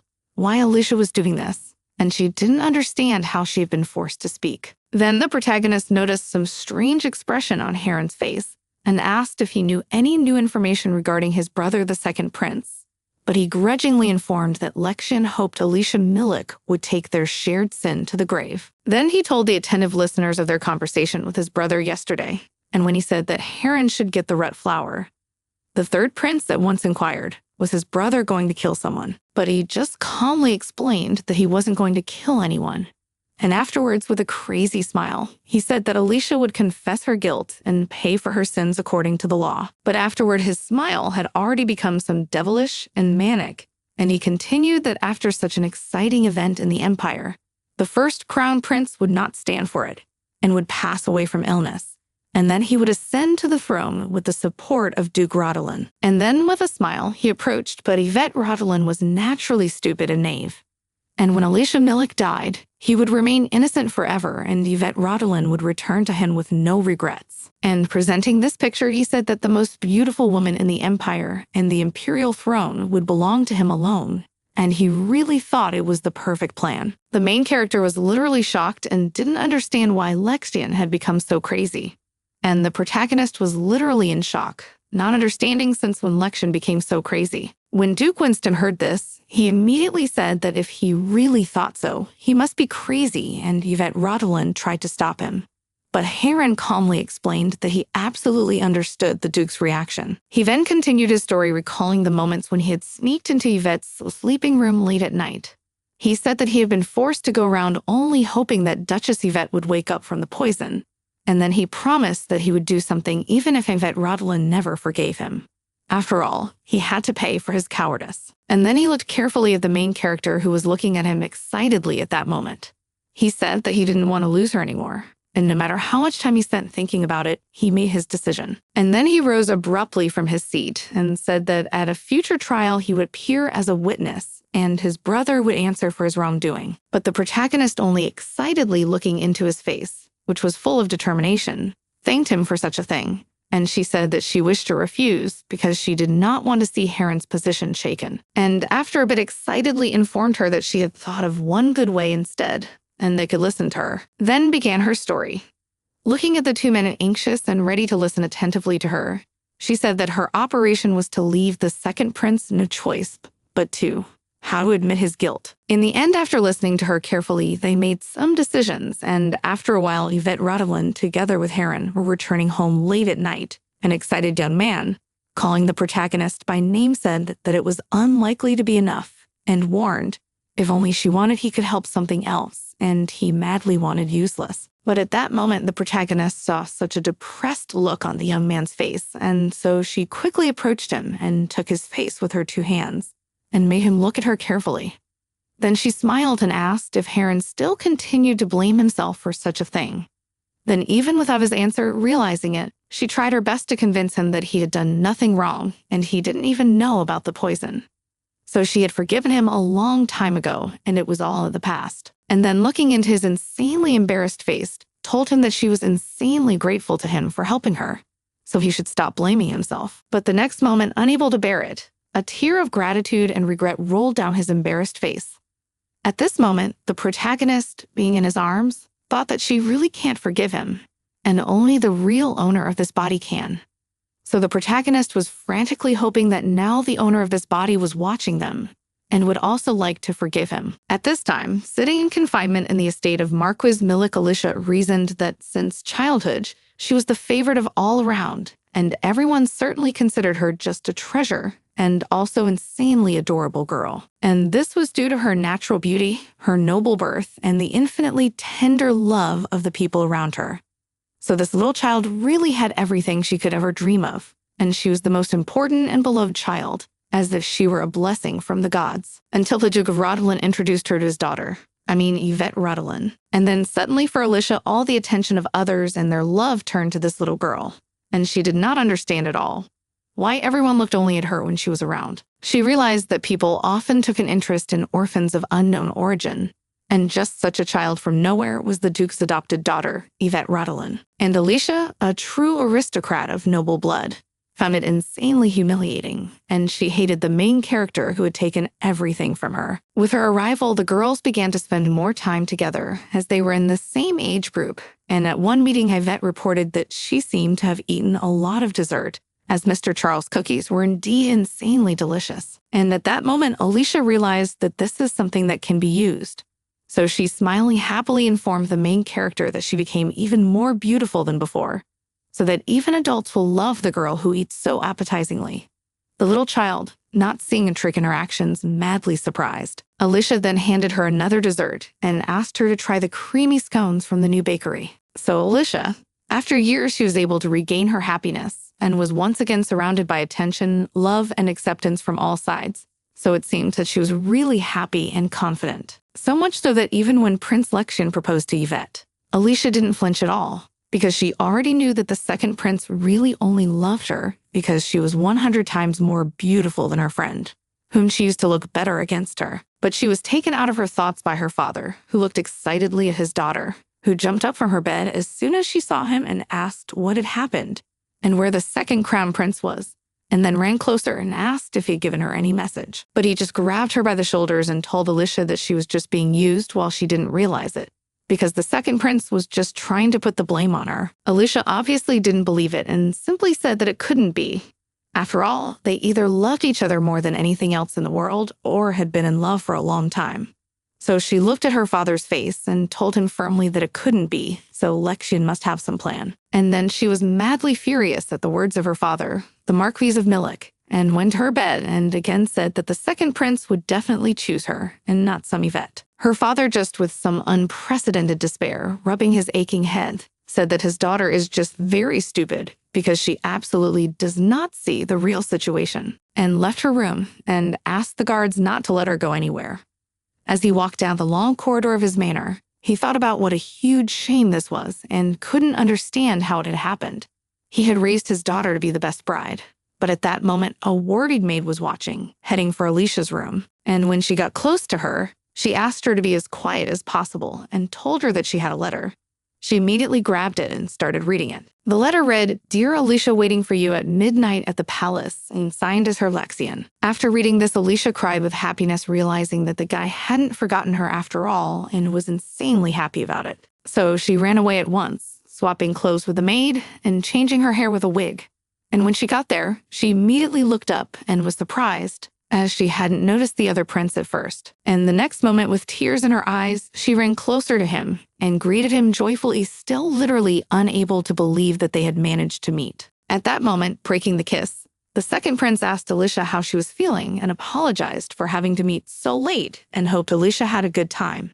He apologized for the fact that they had to meet so late and hoped that Alicia had a good time. Still with tears in her eyes, but smiling brightly, she reported that she was fine and willing to wait for him to contact her as long as it took.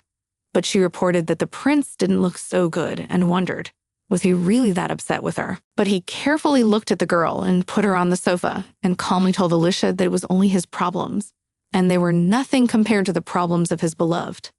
Then he said that she probably ran here and was very tired, so he offered her to drink a little and talk. Then he took the glass to give it to her and turned his back to cover everything that was happening from the girl's eyes. Then he took out a small vial of powder to pour into the glass. But Alicia ran up and hugged him from behind, which made the second prince very angry, because of such a seemingly sweet gesture, he spilled a small part of the ampoule's contents. But Alicia did not guess Lection's true plans, so she said that she was madly afraid that the prince had forgotten about her, and she was just a victim of Yvette's trickery. But in the end, taking advantage of Alicia's condition and putting powder in her glass, Lexion said that Alicia had no way of knowing what was about to happen. And then, with the sweetest smile possible, he handed her the glass and said that he really couldn't wait to look his lady's face again. To look his lady's face again. After all, it shouldn't be that way that he couldn't see his beloved. Lady Alicia seemed madly pleased at such sweet words, and with glass in hand, she thanked her lover for his concern. And finally, they clinked glasses and decided to drink in honor of their reunion, calmly watching Lady Alicia drink the contents of the glasses into which he had slipped the poison. The prince seemed to feel incredibly satisfied that his plan had gone as he had planned. In the end, after a while, when the young people sat on the couch, Lexington told Alicia Millick that as soon as all this was over, he would definitely make her an official proposal. The latter was happy about this and wondered if he was ready to go for such a thing. But he smiled and said that he was sorry that he had made Alicia go through all this, so they should forget everything that had happened and start all over again, and asked if the girl was ready to accept his love. She tearfully agreed to do so, but her voice began to weaken, which did not go unnoticed by Lexion himself. So she told the second crown prince that her body was not obeying her for some reason, and she slowly started to lose consciousness. Looking at such a picture, Lexion just started laughing and seemingly happy that everything had gone according to his plan. And afterward, with a madly gloating face looking over the girl's body, informed that she really was just the perfect woman, and his heart is on fire, but he has to let her go. And then, pulling her weakened hand closer for a kiss, he told her that despite all this, Alicia had sacrificed herself for him, so there wouldn't be any more problems, and he pondered the fact that sacrificing himself for love was insanely stupid. After which he inserted the poison letter into her hand and informed her that she would now be able to leave a suicide note and coincidentally irrefutable proof of her guilt and free him from this horrible situation. But at that moment, the protagonist and the guards burst into the room, and ahead of the girl, blocking her with his powerful body, like a wall, stood Duke Winston. Looking at such a picture, the prince was madly concerned. But no sooner had he realized everything that was happening than the guards immediately grabbed him and disarmed him. And he tried in every possible way to break free, ordering him to let go, and not understanding how dare they behave like that. But at that moment, rewarding him with the most serious look possible, Duke Winston informed him that His Highness the Second Prince Lexion was accused of murdering the Marquis Alicia Millick and of complicity in the attempt on the life of Lady Yvette Rodolin. So he ordered the guards to bring him to the palace. But in the end, it was not a minute before the Marquis Millick, who had heard such a commotion, came up to them. He asked what had happened and why there were so many people here. But afterward, he turned his gaze to the immobilized body of his only daughter and immediately rushed to her with tears in his eyes, begging his daughter to come to her senses. Watching all of this, completely unemotional Lexion only pondered on how all of this could have happened, as he thought his plan was really a classy one. But in the next moment, the agitated father saw in his daughter's hand a suicide note with the poison with which she had been poisoned, and absolutely did not understand how it had happened. He kept crying and cradling Alicia's body, apologizing for such an inexcusable mistake. He did not understand why he had left her. After all, if only she was alive, he would surely go the way of making her happy. Lexion, only looking at this horrible picture of a grief-stricken father, realized that this was his opportunity to justify himself. So without wasting much time, he came up with a plan of action. So excitedly shouted to the Marquis that he was worried about Alicia and so had run away, violating His Majesty the Emperor's orders, but he was still too late. And after scrutinizing the disgruntled protagonist and Duke Winston, as well as the grief-stricken Marquis, informed that he actually knew that Lady Alicia had made a big mistake before the party, and had admitted that it was all because of her inordinate love for him. And so he himself wanted to convince Alicia to apologize to Yvette. But remembering the girl, he said that her pride simply did not allow her to do so, and so she made her choice and decided to take her own life. And after looking closely at the main character, he said that if Yvette Rodolin had not held so tightly to her grudge, this tragedy would never have happened, and there would have been no sorrow, no tears, and nothing else. At that moment, Marquis tried to pounce on the protagonist, but was stopped by the strong hands of her faithful assistant and protector Winston, who did not let him take a step closer to the girl. So all he did was blame her for everything, because her pathetic words took the life of his beloved daughter. Then he called the main character an evil creature who must return his daughter to him, because he will never forgive her for such an act. At which point the prince ordered the rest of the guards to let him go and informed him that he had once again proven his innocence, and pondered the fact that heaven had sided with him. But at that moment, completely unexpectedly to himself, Alicia came to her senses and informed him that she actually believed Lexian. He was so shocked that he immediately fell to the floor from fright and repeated over and over again that it could not be, because he had definitely used poison.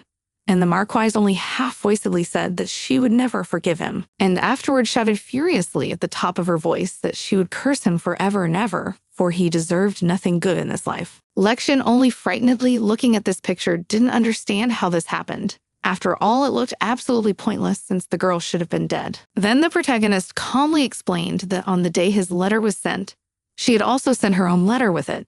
And then Yvette Ravelin informed Alicia that when they met, he would try to kill the girl, just as he had tried to kill her before. He was shocked and didn't understand how it had happened, since it was Heron who had brought him the poison.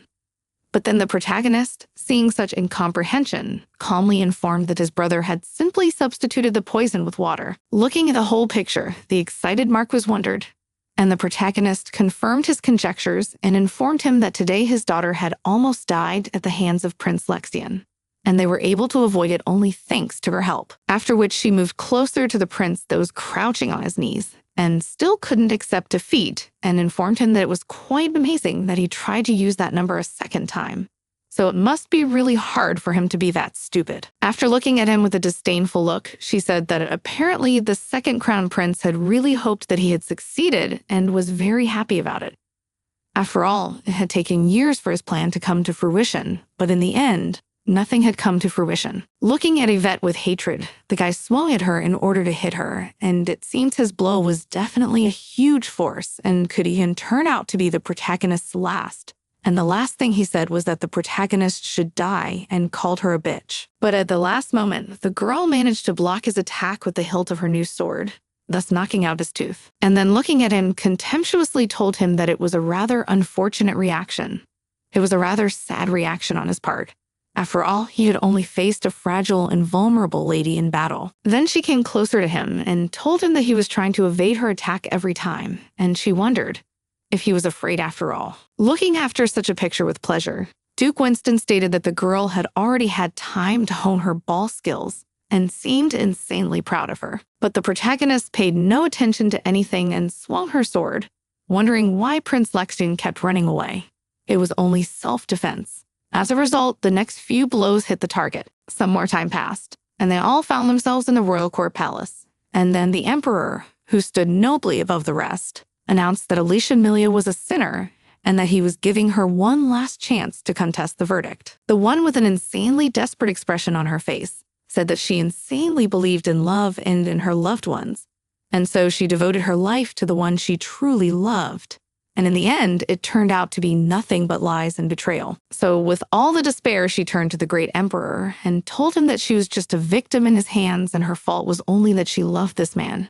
After all, she had been deceived. And looking at the majestic emperor, she said that she asked him to punish the one who had taken advantage of her love and trust, and then tried to kill her to save herself. The protagonist and her father watched all this with great curiosity and thought that Alicia was acting insanely stupid, because love is a war, and therefore everything will not be so simple. At which time the emperor turned to Eva Trey, informed her that he was giving her one last chance to challenge her words. Then the protagonist said that when she found out that those who tried to beat her were her beloved best friend, the grief and sadness just tore her heart, and she did not even know how to deal with it.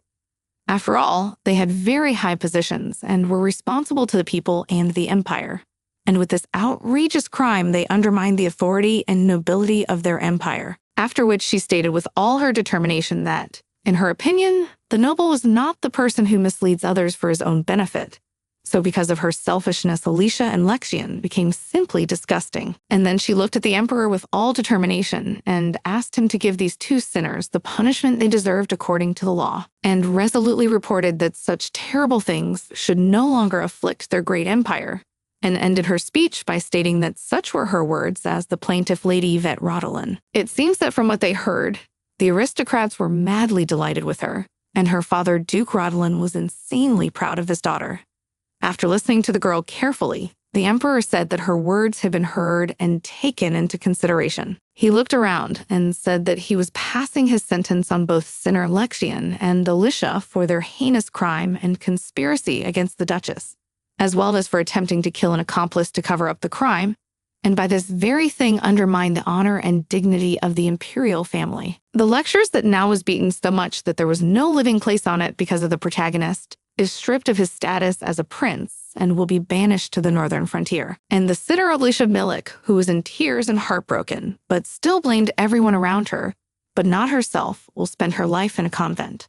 Then decisively banged the gavel and said that this case will be closed. The former second crown prince came up to him pleadingly, asking to be sent anywhere but there, and begged the emperor to change his mind, for he would never do anything wrong again. But to his great shock, the emperors only looked at him with contempt. After that, he turned away and did not even say anything, because he was disgusted to see such a son defaming the name of the imperial family. At this time, all the aristocrats were leaving the courtroom and were excitedly discussing what opinion everyone had formed from such a trial. And the aristocrats were saying that there were rumors that the enraged Duke Rodolin had paid the mercenaries, and that was the reason why Prince Lexian had been beaten so roughly. But of course it wasn't like that, because the very mercenary in question was the protagonist, who, happy to be leaving the courtroom, was happy that the case was finally over, and was madly happy that she could win and the truth was on her side. But at that moment she was approached by her agitated father, who said that since His Majesty had made such a decision, he was obliged to follow it, although as a father he did not like such a decision. After all, it was not enough for him even if these people were simply torn apart on the spot. Yvette only smilingly informed that it was not what she had in mind, for the pain of death was instantaneous. But now they both must live their entire lives in pain and agony.